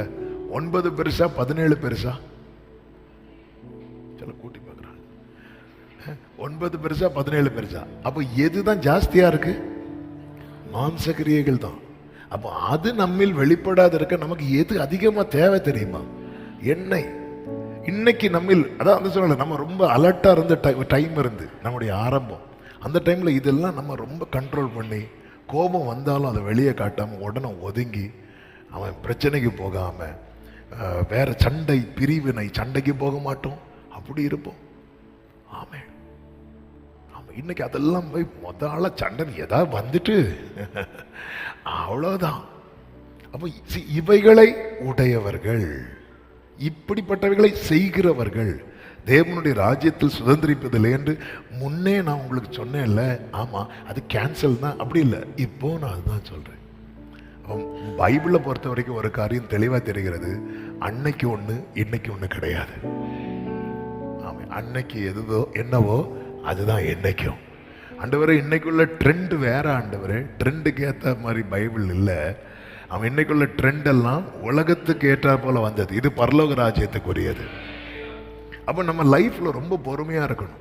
அதனாலதான் பொல்லாதவர்கள் மேல நீ எரிச்சல் அடையாது, தீவனை செய்யறவங்க மேல நீ உனக்கு அது வந்துடக்கூடாது. உனக்கு அந்த பொறாமை, உனக்கு அந்த எரிச்சல், உனக்கு அந்த கோபம் வந்துடக்கூடாது. அவங்களுக்கு வந்தா வருதுன்னு சொல்லிட்டு உனக்கு வந்துடக்கூடாது. நீ யாரு தெரியுமா? நீ மணவாளனை எதிர்கொள்ளுகிற மணவாட்டி. பொறுமை மிக மிக மிக மிக அவசியமாய் இருக்கிறது. பொறுமையா இருக்க என்ன தேவை தெரியுமா? விசுவாசம் தேவை. விசுவாசம் உண்டாக என்ன தேவைன்னா அன்பு தேவை. ஒருத்தங்க மேல எவ்வளவுக்கு நம்ம அன்பா இருக்கிறோமோ அந்த அளவுக்கு தான் அவர்களுக்காக நம்ம பொறுமையாய் காத்திருப்போம். இந்த அன்பு இல்லாத இடத்துல நம்பிக்கை இருக்காது, நம்பிக்கை இல்லாத இடத்துல பொறுமை தங்காது. ஆமே. அதாவது எப்படிப்பட்ட மனநிலைமையில் இருக்குன்னா, மணவாளனுக்கு எதிர்கொண்டு எவ்ரிடே அப்படிதான் இருக்கணும். மணவாளனுக்கு நான் எதிர்கொண்டு போக டெய்லி இப்படி ஒரு எண்ணத்தை, ஆண்டவர் எனக்கு தாங்க ஆண்டவரே, டெய்லி காலையில் எழுப்பும். அதனால தான் அந்த பழைய பாடல்களில் காலை நேரத்தில் பாடுறதுக்கு ஒன்றும் உள்ள பாட்டு நான் பண்ணோம், நேசரேவும் அப்படின்னு ஒரு கோரஸ் பண்ணோம்ல, அந்த பாட்டே ஒவ்வொரு நாளுக்கு என்னென்ன தேவைன்னு சொல்லி அந்த பாட்டு நம்முடைய பாட்டு புத்தகத்தில் இருக்கிறது. வாழ்த்துகிறேன் இயேசு ராஜா, வாழ்த்துகிறேன் இக்காலை, அப்படி சொல்லிட்டு ஒவ்வொரு நாளுக்காக நன்றி, எனக்கு இதை தாங்க, இதை ஃபேஸ் பண்ண இதை தாங்க, இப்படி சொல்லிட்டு கடைசியில் எப்படி பாடுவாங்கன்னா, நேசரேவும் திருவருகை இந்நாளில் இருந்துடும். ஒருவேளை இன்னைக்கு நீங்க வரதா இருந்தா ஆசையோடு சந்திக்க ஆயத்தமாய் வைத்துக் கொள்ளும். ஆமே. இன்னைக்கு ஒருவேளை நீங்க இன்னைக்கு வருவீங்களான்னு தெரியாது, ஒருவேளை வரதா இருந்தா ஆசையோடு நான் சந்திக்கணும். ஐயோ வந்துட்டாரே அப்படின்னு இல்லை, ஆசையோடு சந்திக்கணும். என்னை ஆயத்தமாய் வைத்துக் கொள்ளும். இதுல ரொம்ப ஒவ்வொரு நாளும் இன்னைக்கு வரல, அப்போ அடுத்த உடனே மைண்ட் எப்படின்னா, இன்னைக்கு வரல, ஒரு நாளைக்கு வருவார். அதாவது இந்த எண்ணம், ஆண்டவருடைய வருகையை குறித்த எண்ணம் எனக்குள்ள என்ன ஆயிடக்கூடாதுன்னா, மங்க ஆரம்பிச்சிடக்கூடாது, அது இல்லாம போயிடக்கூடாது. எண்ணெய் உடையவனுக்குள்ளே அவருடைய வருகை குறித்த உணர்வு இருந்து கொண்டே இருக்கும். இந்த வேர்டை நான் ரிப்பீட் பண்றேன். அவன் எண்ணெய் உடையவனுக்குள்ளே அவருடைய வருகையை குறித்த உணர்வு இருந்து கொண்டே இருக்கும். அந்த உணர்வு குறைய ஆரம்பிக்குதுனாலே எண்ணெய் குறைய ஆரம்பிக்குதுன்னு அர்த்தம். அந்த வருகை குறித்த உணர்வு கொஞ்சமா இல்லைன்னா தீவட்டி அணைஞ்சிட்டுன்னு அர்த்தம். ஆமென். ஹல்லேலூயா. நாலாவதாக கர்த்தருடைய தாமதம். 5வது வசனத்தை வாசிக்கலாம். மணவாளன் வர தாமதித்த போது, ஆண்டவருடைய தாமதம். ஆண்டவர் ஏன் இங்க தாமதிக்கிறார்? இந்த தாமதத்துக்கு ஒரு பெயரை கொடுக்கணும்னா, இந்த delay is a test of oil. ஆமென். எனக்குள்ள என்கிட்ட எவ்வளவு எண்ணெய் இருக்கு என்பதை சோதிப்பதற்கான பரீட்சை தான் இந்த டிலே. இதை இன்னொரு ஆங்கிள் பார்த்தீங்கன்னா, இந்த உண்மையிலே 5 பேர் எண்ணெய் எடுக்காம வராங்க, 5 பேர் எண்ணெயோடு வராங்க. ஆண்டவர் தாமதிக்கிறதை எதுக்கு தெரியுமா? இந்த 10 பேரையும் கூட்டிட்டு போறதுக்காக. தேவனுடைய தாமதத்தை ஒரு தேவ பிள்ளை எப்படி எண்ணணும் அப்படின்னா, 2 பேதுரு 3:9 சொல்லப்பட்டிருக்கிறது, தாமதிக்கிறார் என்று சிலர் எண்ணுகிறபடி கர்த்தர் தமது வாக்குத்தத்தத்தை குறித்து தாமதமாய் இராமல் ஒருவரும் கெட்டு போயிடக்கூடாது. கைகளை உயர்த்தி ஒரு ஹல்லேலூயா சொல்லுவோமா? ஆண்டவருடைய மனசை பார்த்தீங்களா? ஒருவரும் கெட்டு போயிடக்கூடாது, எல்லாரும் மனம் திரும்ப வேண்டும் என்று விரும்பி நம்மேல் நீடிய பொறுமையுள்ளவராயிருக்கிறார். கொஞ்சம் வெயிட். சரி, 10 பேர் வந்துட்டாங்க, தீவெட்டியை மட்டும் பார்க்காம கொஞ்சம் அவங்க எக்ஸ்ட்ரா எண்ணெய் இருக்கு, அவங்க கிட்ட எண்ணெய் இருக்கிறது. ஆமே. எப்படி இந்த விசுவாசத்தில் அவங்களுக்கு நிக்க முடியுது? எண்ணெய் இருக்கிறது, அவங்க கிட்ட அபிஷேகம் இருக்குது, அவங்க கிட்ட நல்ல ஒரு ஆண்டவரோடு உள்ள நல்ல ரிலேஷன்ஷிப் இருக்கிறது. இது ரொம்ப முக்கியம். ஆமே. அவங்க இப்படி பண்றாங்க, அவங்க இந்த விஷயத்துல ரொம்ப ஸ்ட்ராங். எப்படி இதுக்கு பின்னாக இருக்கிறது என்ன? நல்லவைகள் எவைகளோ கடைசியாக சகோதரன், கற்புள்ளவைகள் எவைகளோ, ஒழுக்கமுள்ளவைகள் எவைகளோ, நல்லவைகள் எவைகளோ, பிலிப்பியருக்கு சொல்ல, இதை நீ பாரு, இதை நீ சிந்தித்து கொண்டிரு. ஆமே, நமக்கு முன்னாக இந்த வேத வார்த்தையின்படி நடக்கிற, விசுவாசத்துல ஜெயிக்கிற எத்தனையோ பரிசுத்தவான்களை கர்த்தர் நம்ம கண்ணுக்கு முன்னாடியே வைத்திருக்கிறார். எத்தனை பேர் வேதத்துல இருக்கிறாங்க. ஆமா, எத்தனையோ பேர் ஜெயித்த, எத்தனையோ பேர் நம்ம நாட்கள்ல எத்தனையோ பேரை பார்க்க முடியும். அவங்க கிட்ட இருக்கிற முக்கியமான காரியம் என்ன அப்படின்னா எண்ணெய் தான். எண்ணெய் தான். ஆண்டவர் டிலே பண்றார். ஏன் டிலே பண்றார்? ஏன் நான் கெட்டு போயிடக்கூடாதுன்னு அவர் விரும்புறதுனால. இந்த டிலே என்னுடைய ஆயுளுக்கான டெஸ்ட். இது இந்த இடத்துல விசுவாசம் சோதிக்கப்படுகிறது, கேரக்டர் சோதிக்கப்படுகிறது, நம்முடைய நோக்கம் சோதிக்கப்படுகிறது. நம்முடைய இதெல்லாம் பரீட்சை. என்னுடைய நோக்கம் மாறுதா? என் கேரக்டர் சேஞ்ச் ஆகுதா? என் ஃபெய்த் டவுன் ஆகுதா? என்னுடைய ரிலேஷன்ஷிப்ல தொய்வு வருகிறதா? என்னுடைய பொறுமை முடிகிறதா? இதெல்லாம் சோதனை. இந்த டிலே தாமதம் என்பது தேவன் வைக்கிற பரீட்சை. பரீட்சையில நிக்காம, பரீட்சையில ஜெயிக்காம பரலோகத்துக்கு போக முடியாது. அதனாலதான் தேவன் தருகிற சோதனைகளை பரீட்சை என்று எண்ணுங்கள். நீங்கள் பலவிதமான சோதனைகளிலே அகப்படும் போது அதை பரீட்சை என்று எண்ணுங்கள், சந்தோஷமாய் எண்ணுங்கள் என்று கர்த்தர் சொல்லுகிறார். ஆமா, நினிவேயை அழிக்க போறேன்னார். உருவாக்குறது ஈஸியா, அழிக்கிறது ஈஸியா? அழிக்கிறது. ஆனா அழிக்கிறதுக்கு எவ்வளவு நாள் தெரியுமா கொடுத்தார் அவரு? 40 நாள் கொடுக்கிறார். 40 நாள். 6 நாள்ல மொத்த உலகத்தை உருவாக்கின கர்த்தர் நினிவேயை அழிக்க 40 நாள். எதுக்கு 40 நாள்? எதுக்குன்னு அவங்களுக்கு கொடுத்த டைம். மனுக்குலத்தை அழிக்கணும், நோவா நாட்கள்ல ஜனத்தை அழிக்கணும்னு நினைச்சிட்டார். 100 வருஷம் கொடுத்தார். எதுக்கு அந்த 100 வருஷம் தெரியுமா? நோவா எதை கட்டுறதுக்கு? பேழையை கட்டுறதுக்கு. நான் இப்ப அழிக்க போறேன், இதோட முடிஞ்சுன்னு சொல்லி டைம் கொடுக்கிறார். பாருங்க எத்தனை நமக்கு இதே மாதிரி நிறைய வார்னிங் வரும். வார்னிங் டைம் இருக்கும். ஆமே, டைம் இருக்கும். அந்த டைம் எதுக்கு தெரியுமா? எப்படி நீ அடி வாங்க தான், அப்படி இல்லை, நீ மாறுறதுக்கு, நாம் திரும்புவதற்கு. ஆமே, சரி, டிலே ஆகுது. டிலே ஆகும்போது தீயல் வட்டி எல்லாம் என்ன பண்றாங்க அப்படின்னா அணைக்கிறாங்க. அப்போ அடுத்து என்ன ஒரு உணர்வு இல்லை தெரியுமா?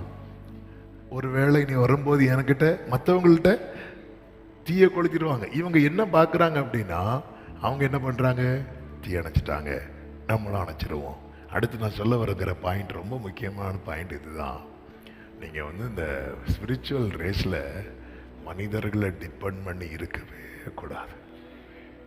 பரலோக ராஜ்யத்தை குறித்து கர்த்தர் பேசும்போது ஸ்ட்ராங்கான ஒரு ட்ரூத்தை இங்கே ரிவீல் பண்ணுறார். மனிதர்களை உன்னுடைய ஆவிக்குரிய காரியத்திற்கு நம்புவதை விட்டுவிடு. உலக காரியங்கள்ல சிலரை டிபெண்ட் பண்ணி இருக்கிறது தப்பு கிடையாது. சில நேரத்தில் ஆண்டவர் நம்மளை அப்படிதான் வச்சிருப்பார். சிலரை சார்ந்து இருக்க வைப்பார், சிலருக்கு கீழே வச்சிருப்பார். உலக காரியத்துல அது நம்முடைய நன்மைக்காக அப்படி வைத்திருப்பார். ஆனா ஆவிக்குரிய காரியத்துல அப்படி சில நாட்கள் கற்றுக்கொள்வதற்காக, ஆமென், சில காரியங்களை புரிந்து கொள்வதற்காக வைத்திருப்பார். அதே நேரத்தில் நமக்கான ஓட்டம் இருக்கு தெரியுமா? அந்த ஸ்பிரிச்சுவல் ரேஸ் இருக்குல்ல, அதில் நம்ம யாரை டிபெண்ட் பண்ணி இருக்கவே கூடாது அப்படின்னா மனிதர்களை டிபெண்ட் பண்ணி இருக்கக்கூடாது. இந்த புத்தி இல்லாத கன்னிகைகளை குறித்து சொல்லும்போது அவங்க கிட்ட எல்லார்ட்டையும் லேம்ப் இருக்கிறது, தீவட்டி இருக்கிறது, அவங்க கிட்ட அழைப்பு இருக்கிறது. ஆனால் அந்த மணவாளன் வர டைம் வந்ததும் அவங்க நேர யார்கிட்ட போனாங்க தெரியுமா? மற்ற எண்ணெய் வைத்திருக்கிறவங்க கிட்ட போறாங்க. எண்ணெய் வச்சிருக்கவங்க கிட்ட போய், அப்பொழுது புத்தி இல்லாதவர்கள் புத்தி உள்ளவர்களை நோக்கி, உங்கள் எண்ணெயில் எங்களுக்கு கொஞ்சம் கொடுங்கள், எங்கள் தீவட்டிகள் அணைந்து போகிறதே என்றார்கள். அப்பொழுது புத்தி உள்ளவர்கள் பிரதியுத்தரமாக, அப்படி அல்ல, எங்களுக்கும் உங்களுக்கும் போதாமல் இராதபடி நீங்கள் விற்கிறவர்களிடத்தில் போய் உங்களுக்காக வாங்கி கொள்ளுங்கள் என்று சொல்லிட்டாங்களே தவிர அவங்களுக்கு என்ன செய்யல அப்படின்னா கொடுக்கல. நல்ல புரிந்து கொள்ளுங்கள். You cannot depend on pastor's prayer, parents' faith, church worship, friends' spirituality, ministry position, இதெல்லாம் தேவை. ஊழியர்களுடைய ஜெபம் தேவை, பெற்றோருடைய விசுவாசம் தேவை, எல்லாம் தேவை. நீ இதை மட்டும் டிபெண்ட் பண்ணிட்டு இருந்தனா தோத்துருவேங்கிறார். ஆனா சர்ச்சில் எனக்கு சர்ச்சில் போனா நல்ல சர்ச்சில் போனா சமாதானம் தான். இதை மட்டும் நீ டிபெண்ட் பண்ணிட்டு இருக்காத. ஆமென். வருகை என்பது மணவாளன் வரும்போது இந்த இடத்துல எல்லாருமே எப்படி மாறிடுவோம்னா, கூட்டமா மாற மாட்டோம், எல்லாருமே இண்டிவிஜுவலா மாறிடுவோம். வருகையில் எல்லாருமே இண்டிவிஜுவலா மாறிடும். ஆமென். அது வந்து ஏன்னா மணவாட்டியில் நம்ம எல்லாருமே யாரு தெரியுமா? ஆண்டவருக்கு யாரு கிடையாது தெரியுமா? பேர பிள்ளைங்க கிடையாது. ராமேன்னு சொல்லுங்க பார்க்கலாம். எங்க அப்பா ஆண்டவரை அப்பான்னு கூப்பிட்டாங்க, நான் ஆண்டவரை தாத்தான்லாம் கூட மாட்டேன். அங்க இங்க அதான் இந்த வருகைன்னு வரும்போது எல்லாருமே இண்டிவிஜுவலா மாறிடும். அந்த இடத்துல வேற அங்க கொள்வனையும் கொடுப்பனையும் கிடையாது. ஹல்லேலூயா. உறவை வாங்க முடியாது, அபிஷேகத்தை வாங்க முடியாது, பாட்டு புக்கு வாங்க முடியும், பைபிளை வாங்க முடியும். ஆமென். ஆயில் வந்து வாங்கக்கூடியது கிடையாது. நம்ம என்ன நினைச்சிட்டு கடைசியில் வாங்கிடலாம். ஆண்டவர் வருகை வருதுன்னு அந்த டைம் நம்ம வந்து போன் பண்ணி, பிரதர் எங்களுக்காக ஜெபிக்கவும். போன் ரிங் ஆயிட்டு இருக்கும், பிரதர் இருக்க மாட்டார். ஆமாம். நம்ம இன்னும் ஸ்பிரிச்சுவல் லைஃப்ல இது ரொம்ப முக்கியம். இவங்க என்ன பண்ணிட்டாங்க அப்படின்னா, கூட தான் இருக்கிறாங்க, எல்லாரும் கூட தான் இருப்பாங்க. ஆனா வருகைன்னு வரும்போது அது ஒரு இண்டிவிஜுவலா மாறிடுவாங்க. அந்த இடத்துல எல்லாருமே அப்படிதான், ஒவ்வொருத்தரும் தனித்தனியா பாத்தீங்களா? இயேசு கிறிஸ்து எல்லாம் கிட்டத்தட்ட 400-500 பேர் இருக்கிறாங்க. இயேசு கிறிஸ்து எடுத்துக்கொள்ளப்படும் போது எல்லாம் சேர்ந்து இருக்கும்போது இந்த வருகைன்னு வந்தது தனியா போயிட்டாரு. பார்த்தீங்களா? ஆமா. பேதுரு, யோவான், பாரியா போமா கூப்பிட்டாரா? அந்த இடத்துல அது தனியா, அந்த இடத்துல அந்த பர்சன் தனியாயிருவாங்க, அவ்வளவுதான். ஹல்லேலூயா. ஆமென். நம்ம ஒரு ஆறுதலுக்கு சொல்லுவோம், இந்த பூமியில நம்முடையவர்கள் ஓட்டத்தை முடித்து இளைப்பாறுதல்கள் போகும்போது நம்ம தேற்றுறதே எப்படி தெரியுமா? அவர் வரும்போது இவங்களும் வருவாங்க, இவங்களை நம்ம பார்ப்போம், கண்டிப்பாக பார்ப்போம், இல்லைன்னு பார்ப்போம். ஆனால் அந்த டைமில் நமக்கு வந்து அவங்கள பார்க்கறதுக்கு தோணாது. நமக்கு யாரை தான் பார்க்க தோணும் தெரியுமா? இதான் உண்மை. ஹல்லேலூயா. அந்த டைமில் வேற ஒன்றும் தோணாது, அவரை தான் பார்க்க தோணும். இந்த இடத்துல நம்ம இன்னும் அநேகரை சார்ந்து தான் இருக்கிறோம். நமக்கு ஜெப உதவி தேவை, எல்லாமே நமக்கு தேவை. இதெல்லாம் எதுக்கு அப்படின்னா, நம்மை தேவனோடு கனெக்ட் பண்றதுக்காக தேவன் நமக்கு ஏற்படுத்தி தந்தவைகள். ஊழியர்கள் ஆகட்டும், சபையாகட்டும், நல்ல நல்ல ஸ்பிரிச்சுவல் ஃப்ரெண்ட்ஸ் யாராகட்டும், என்ன ஆகட்டும். ஆமென். இந்த விஷயத்துல அது எங்க அம்மா ஜெபம் பண்ணாங்க, எங்க அப்பா ஜெபம் பண்ணாங்க, அதனால நான் போயிருவேன் இல்லை. ஆண்டவராக இயேசு கிறிஸ்து இந்த பூமியில வரும்போது அவரை குறித்து ஒரு தீர்க்க தரிசனம் உண்டு. ஏசாயா 63வது அதிகாரம் அதனுடைய 3வது வசனம் வாசிங்க. நான் ஒருவனாய் ஆலையை மிதித்தேன், ஜனங்களில் ஒருவனும் என்னோடு இருந்ததில்லை. இதுதான் ரியாலிட்டி, இதுதான் உண்மை. ஜனங்களில் ஒருவனும் என்னோடு இருந்தது இல்லை. 5வது வசனத்தை வாசிங்க. நான் பார்த்தேன், துணை செய்வார் ஒருவரும் இல்லை, தாங்குவார் ஒருவரும் இல்லை என்று ஆச்சரியப்பட்டேன். அப்பொழுது என் புயமே எனக்கு ரட்சிப்பாகி என் உக்கிரமே என்னை தாங்கிற்று. ஆமென். நான் பார்த்தேன், ஒருவரும் என்னோடு இருந்ததில்லை. நான் பார்த்தேன், துணை செய்வார் எனக்கு இல்லை. இந்த ஃபேக்டை நம்ம வந்து புரிந்து கொள்ளணும். அதை புரிந்து கொள்றதுக்காகவே சில நேரத்தில் ஆண்டவர் அப்படி அந்த ட்ராக்ல நம்ம கொண்டு போவார். சில நேரத்தில் நமக்கு ரொம்ப சப்போர்ட்டிவா இருக்கிறவங்க கூட ஒரு அவங்க கூட ஒரு தொடர்பு இல்லாத ஒரு நிலையை கர்த்தர் ஏற்படுத்தி தர்றதெல்லாம் எதுக்கு அப்படின்னா, நீ உன்னுடைய ஸ்பிரிச்சுவல் காரியத்துக்கு ஃபுல்லா எல்லாத்துக்கும் நீ இன்னொருத்தங்களை டிபெண்ட் பண்ணி இருக்காத.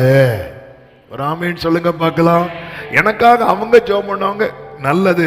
ஆனா நான் எனக்காக ஜெபிக்க வேண்டியது மிக மிக அவசியம். பேதுரு, யோவான், யாக்கோபை என் கூட விழித்திருங்கன்னு சொல்லிட்டு இயேசு போய் ஜெபிக்கிறார். இவனுங்க இருப்பானுங்கன்னு சொல்லிட்டு மட்டும் அவர் ஜெபிக்காம இருந்திருந்தா.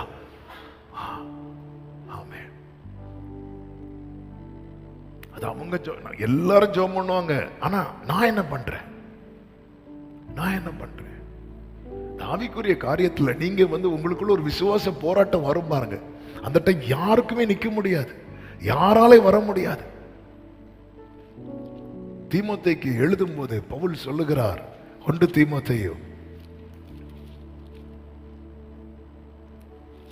2 தீமோத்தேயு 4வது அதிகாரம் 16வது வசனத்துல, நான் முதல் விசை உத்தரவு சொல்ல நிற்கையில் ஒருவனும் என்னோடு கூட இருக்கவில்லை, எல்லாரும் என்னை கைவிட்டார்கள், அந்த குற்றம் அவர்கள் மேல் சுமராது. அவர் பிளேம் பண்ணல, அவர் ஃபேக்ட சொல்றார். எல்லாரும் உண்டு, எல்லாரும் ரைட்டு. பவுல் எழுதுற நிருபத்தை தான் மாறி மாறி வாசிட்டு இருக்கிறாங்க எல்லா சபையிலும். ஆனா எனக்குன்னு ஒரு பிரச்சனை வந்த போது நான் தனித்து தான் நின்னேனே தவிர ஒருத்தர் என் கூட இருக்கவில்லை, எல்லாரும் கைவிட்டார்கள். 17வது வசனம், கர்த்தரோ எனக்கு துணையாக நின்று. ஒரு ஆமீன் சொல்லுங்க பார்க்கலாம். அப்போ இதுலதான் ஒரு தேவ பிள்ளை ரொம்ப கர்த்தர் நிற்கிறார், கர்த்தர் நிற்கிறார். அவங்க நிப்பாங்க, இவங்க நிப்பாங்க, இல்ல நிக்க முடியாது, நிக்க முடியாது. ஆமென். என் ஓட்டத்தில் நான் தனிமை இல்லை, நேசித்தவர் என்னை வெறுக்கவில்லை. நான் ஒருவனாய் ஆலயம் மிதித்து. ஒவ்வொருத்தரும் அவங்கவுங்க ஓட்டத்தை ஓடி முடிக்கணும். எனக்காக இன்னொருத்தங்க ஓட முடியாது. எனக்கான எண்ணெயை இன்னொருத்தங்க கடைசி வரை தூக்கிட்டு வருவாங்க கிடையாது, கேரண்டி கிடையாது. ஆமென். இந்த ஸ்பிரிச்சுவல் விஷயத்தில் அதனாலதான் உங்கள் ஆத்துமாக்களை குறித்து நீங்கள் எச்சரிக்கையா இருங்கள் என்று வேதம் சொல்லுகிறது. எங்க அப்பா அம்மா நல்லா ஜெபம் பண்ணுவாங்க, அது நமக்கு சப்போர்ட் பண்ணும். எண்ணெய் வாங்குறதுக்கு அது ஈஸியா இருக்கும். எங்க பாஸ்டர் நல்லா ஜெபம் பண்ணுவார், எண்ணெய் வாங்குறதுக்கு ஈஸியாயிரும், அது ரொம்ப ஈஸியாயிரும். புத்தி இல்லாத கண்ணியை இவ்வளவு நாள் நீ யாரோட கம்பெனியா இருந்த தெரியுமா? எண்ணெயை வச்சிருக்கிறவ கூட தானே நீ கம்பெனியா இருந்த. ஆனா உனக்கு எண்ணெய் இல்லாம போயிட்டு மணவாளன் வர்றது வரைக்கும் இந்த 5 இந்த புத்தி இல்லாத கன்னிகைகளுடைய ஃப்ரெண்ட்ஸ் யார் அப்படின்னா நல்ல ஃப்ரெண்ட்ஸ் தான், சூப்பர் ஃப்ரெண்ட்ஸ், எக்ஸ்ட்ரா எண்ணெயுடைய ஃப்ரெண்ட்ஸ். அபிஷேகத்தெல்லாம் வாங்க முடியாது, ரிலேஷன்ஷிப்பை வாங்க முடியாது, அதெல்லாம் வாங்கவே முடியாது. நம்ம வாங்கிடலாம் நினைக்கிறோம். கொஞ்சம் காணிக்கை ஆண்டு ஒரு மந்திரவாதி அப்படிதான் வருவான். யார்கிட்ட? பேதுருட்ட வந்துட்டு கொஞ்சம் காசை கொடுத்துட்டு எனக்கும் இதை கொடுங்க அப்படின்னு சொன்னோன்னே, உன் பணம் உன்னோடு கூட. இதெல்லாம் இது வாங்க முடியாது, இதெல்லாம் விலைக்கு வாங்க முடியாது. வாங்க முடியாதுன்னா விலைக்கு வாங்க முடியாது. இது உறவுல கிடைக்கக்கூடியது. இது ஒருத்தங்க நல்ல உறவாடி எண்ணெய் வாங்கி வைப்பாங்களாம், இன்னொருத்தங்க ஈஸியா கொண்டு வந்துட்டு ஹலோ கொஞ்சம் கொடுங்கன்னு வாங்கிட்டு போவாங்களாம். இது அப்படி கிடையாது. அவன் வருகைன்னு வரும்போது அந்த இடத்துல இண்டிவிஜுவலா தான் நம்ம ட்ரீட் பண்ணப்படுவோம். ஃபேமிலியா ட்ரீட் பண்ணப்பட மாட்டோம், சபையாகவும் ட்ரீட் பண்ணப்பட மாட்டோம். யாரெல்லாம் full gospel, pentecostal, Nagercoil church member அவங்களாம் இந்த சைடு வாங்க அப்படிலாம் கிடையாது. இண்டிவிஜுவலா தான் ட்ரீட் பண்ணப்படுவோம். ஆமே, வருகைன்னு வரும்போது ஆமே ஒவ்வொருத்தரும் தனித்தனியாய். இது ரொம்ப முக்கியம், ரொம்ப ரொம்ப ரொம்ப ரொம்ப ரொம்ப ரொம்ப முக்கியம். எனவேதான் இந்த பூமியில நமக்கு நம்ம எதுல ரொம்ப நானும் என் வீட்டாரும் மோவென்றால் இது ரொம்ப முக்கியம்.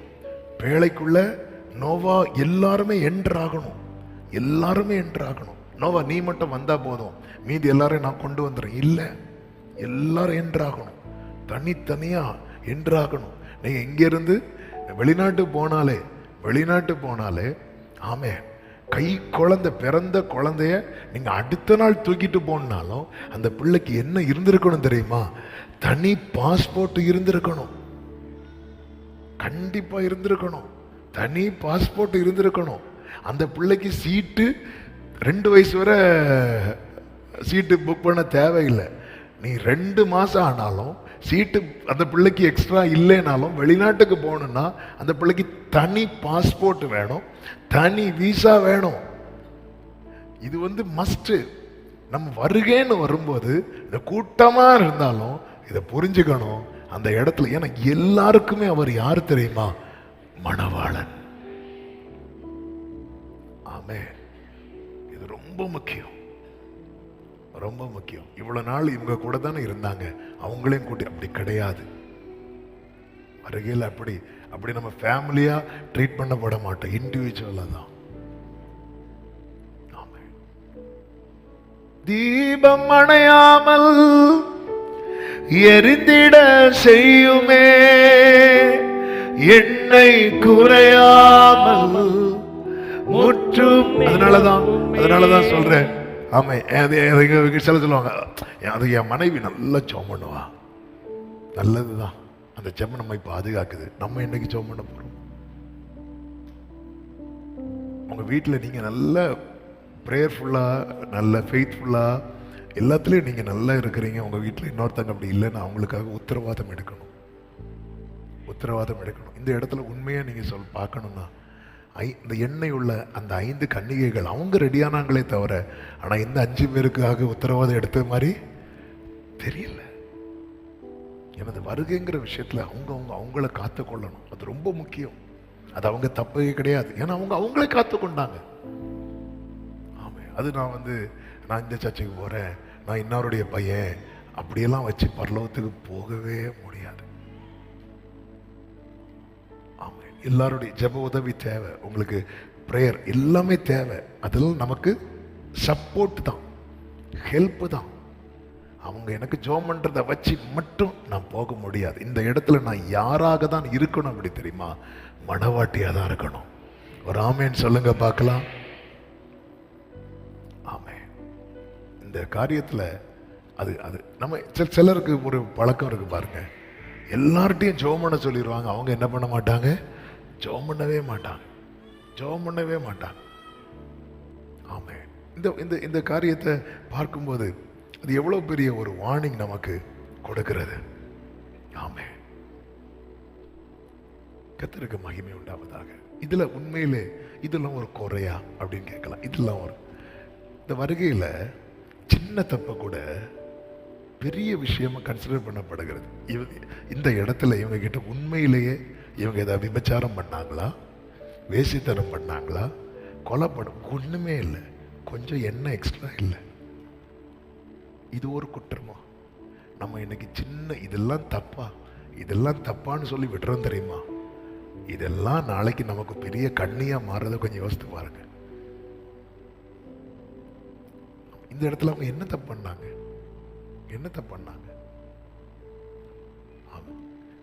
ஒரு மணவாளனுக்கு எதிர்கொண்டு போக புறப்பட்டாங்கன்னா அந்த எதிர்பார்ப்பு அவங்களுக்குள்ள இருந்திருக்குல்ல, அந்த ஆசையும் அவங்களுக்குள்ள இருந்திருக்குல்ல, எல்லாமே இருக்குது அவங்க கிட்ட.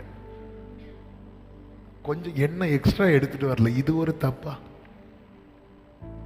நம்ம இது ஒரு தப்பான்னு கேட்கிறோம் தெரியுமா? அதுதான் நாளைக்கு கண்ணியாகவே வந்து நிக்க போகுது. இதெல்லாம் ஒரு தப்பா? இதெல்லாம் ஒரு குற்றமா? அவர் நீடிய சாந்தமும் இப்படியே சொல்லி சொல்லி சொல்லி சொல்லி ஆமே, இந்த வருகைக்கான ஊமைகள்லாம் பரலோக ராஜ்யத்தை வருகையோடு ஒப்பிட்டு சொல்லுவார் தெரியுமா? அந்த இடத்துல அவர் கிருபையை பார்க்க முடியாது, இரக்கத்தை பார்க்க முடியாது, அன்பு இதெல்லாம் பார்க்கவே முடியாது. நம்ம பல நேரத்தில் நினைக்கிறோம், இதெல்லாம் தப்பா, இதெல்லாம் பாவமா, இதெல்லாம் இப்படி நம்ம இன்னைக்கு அப்படி விட்டு விட்டு விட்டு விட்டு நிறைய காரியத்தை அப்படி விட்டு விட்டு விடுறோம் தெரியுமா? இந்த காரியம் நாளைக்கு நமக்கு தடையா இருக்கிறத ஒரு விஷயம் யோசித்து பாருங்க. கொஞ்சம் யோசித்து நீங்க நல்லா கவனிங்க. மோசே என்னங்க தப்பு பண்ணுவாரு? பேசுன்னு சொன்ன இடத்துல அடிப்பார். இதெல்லாம் தப்பாங்க. பதறி பேசினான் இருக்கும், இது தப்பா? மோசே என்னெல்லாம் தியாகம் பண்ணார் தெரியுமா? பார்வோனுடைய குமாரத்தின் மகன் எனப்படுவதை வெறுத்தார். அநித்தியமான பாவ சந்தோஷம் வேண்டான்னு சொல்லி விட்டார். எகிப்தின் பொக்கிஷங்கள் இப்படி ஒரு தியாகம் பண்ண மனுஷன் ஒரு சின்ன இதெல்லாம் தப்பா? மோசே நீ போண்டா அப்படின்ட்டார். இந்த அனனியா சப்ரால் என்னங்க தப்பு பண்ணிட்டாங்க? இன்னைக்கு மட்டும் அவர் அப்படி செஞ்சார்னா எல்லாரும் அடக்க ஆராதனை தான். ஆண்டவர் இரக்கம் உள்ளவராய். ஆமே. இந்த இடத்துல வரும்போது எவ்வளவு மைன்யூட். அதனாலதான் பைபிள் சொல்லுகிறது பரிசுத்தம் உள்ளவர் இன்னும் பரிசுத்தமாக கடவன். நம்ம நிறைய காரியம். ஒரு எக்ஸாம்பிள், வெளிப்படுத்துற விசேஷம் 22வது அதிகாரத்துல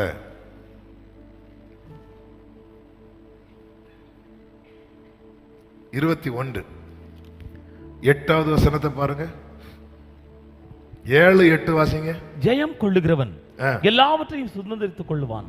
நான் அவன் தேவனாய் இருப்பேன், அவன் என் குமாரனாய் இருப்பான்.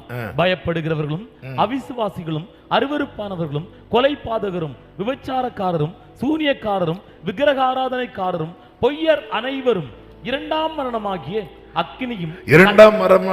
அக்கினியிலே பங்கடைவார்கள், தள்ளப்படுவார்கள். ஓகே, அதுல யாரெல்லாம் சொல்லப்பட்டிருக்கு தெரியுமா? அந்த அருவருப்பானவங்க ஓகே, விட்டுருலாம், போகலாம். கொலைபாதகர், விபச்சாரக்காரர், சூனியக்காரர், இதெல்லாம் ஓகே. ஆனா முதல்ல யாரை வச்சிருக்காரு தெரியுமா? பயப்படுறவங்க. இதெல்லாம் தப்பா? நான் பயந்தது ஒரு குற்றம் ஆண்டவரே. ஆமே, ஹல்லேலூயா. இது எவ்வளவு பெரிய விஷயம் தெரியுமா? ஆமே. நம்ம பள்ளியை பார்த்தாலே, ஆமே, நம்ம பாடுறது என்ன தெரியுமா? ஒன்று சேர்ந்து நாம் துதிப்போம் சாத்தானே. ஐயோ பள்ளி, நம்ம தைரியம் இவ்வளவுதான். ஆமே.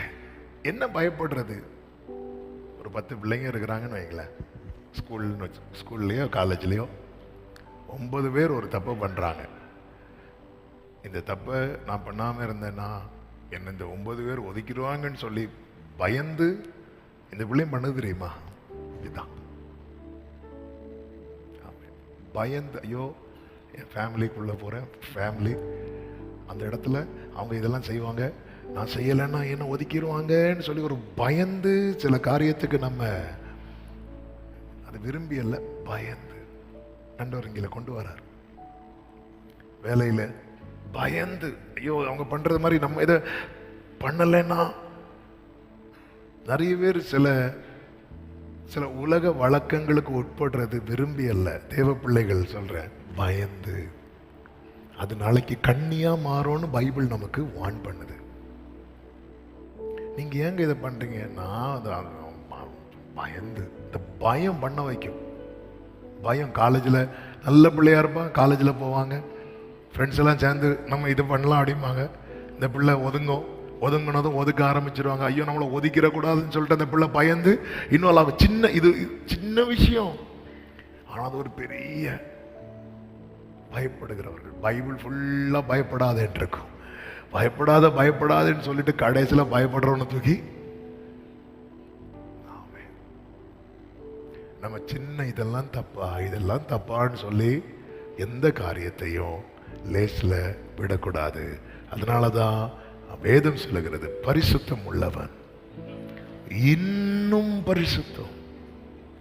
இது போதாத ஆண்டவரே, இது பத்தாத ஆண்டவரே, இன்னும் வேணும் ஆண்டவரே, இன்னும் என்ன சுத்தி டெய்லி ஒரு தேவ பிள்ளை, நான் ரொம்ப மிஞ்சின நீதிமான், நான் ரொம்ப பரிசுத்தவான், இந்த மனநிலைமையில இருக்கவே கூடாது. நாம் நீதிமான் ஆக்கப்பட்டோம். இல்லாம யாருக்கு எதிர்கொண்டு போகிறோம் தெரியுமா? மணவாளனுக்கு. எனவே தான் ஒரு தேவ பிள்ளை இதுல ரொம்ப கேர்ஃபுல்லா இருக்கணும். ஆமா, நேற்றைய உங்க ஸ்பிரிச்சுவல் லைஃபை வச்சோ, இன்னைக்கு உள்ளதை வச்சோ, நாளைக்கு உள்ளதுக்கு நீங்க இடம் போடவே கூடாது. காலை தோறும் எப்படி அவருடைய கிருபை புதிதா இருக்கிறதோ, அதே போலதான் ஒவ்வொரு நாளும் அந்த ஃப்ரெஷ் அனாயிண்டிங் ஒரு தேவ பிள்ளை எதிர்பார்த்து வாழணும். ஆமா, ஒரு பியூட்டிஃபுல்லான பிரேயர் உண்டு.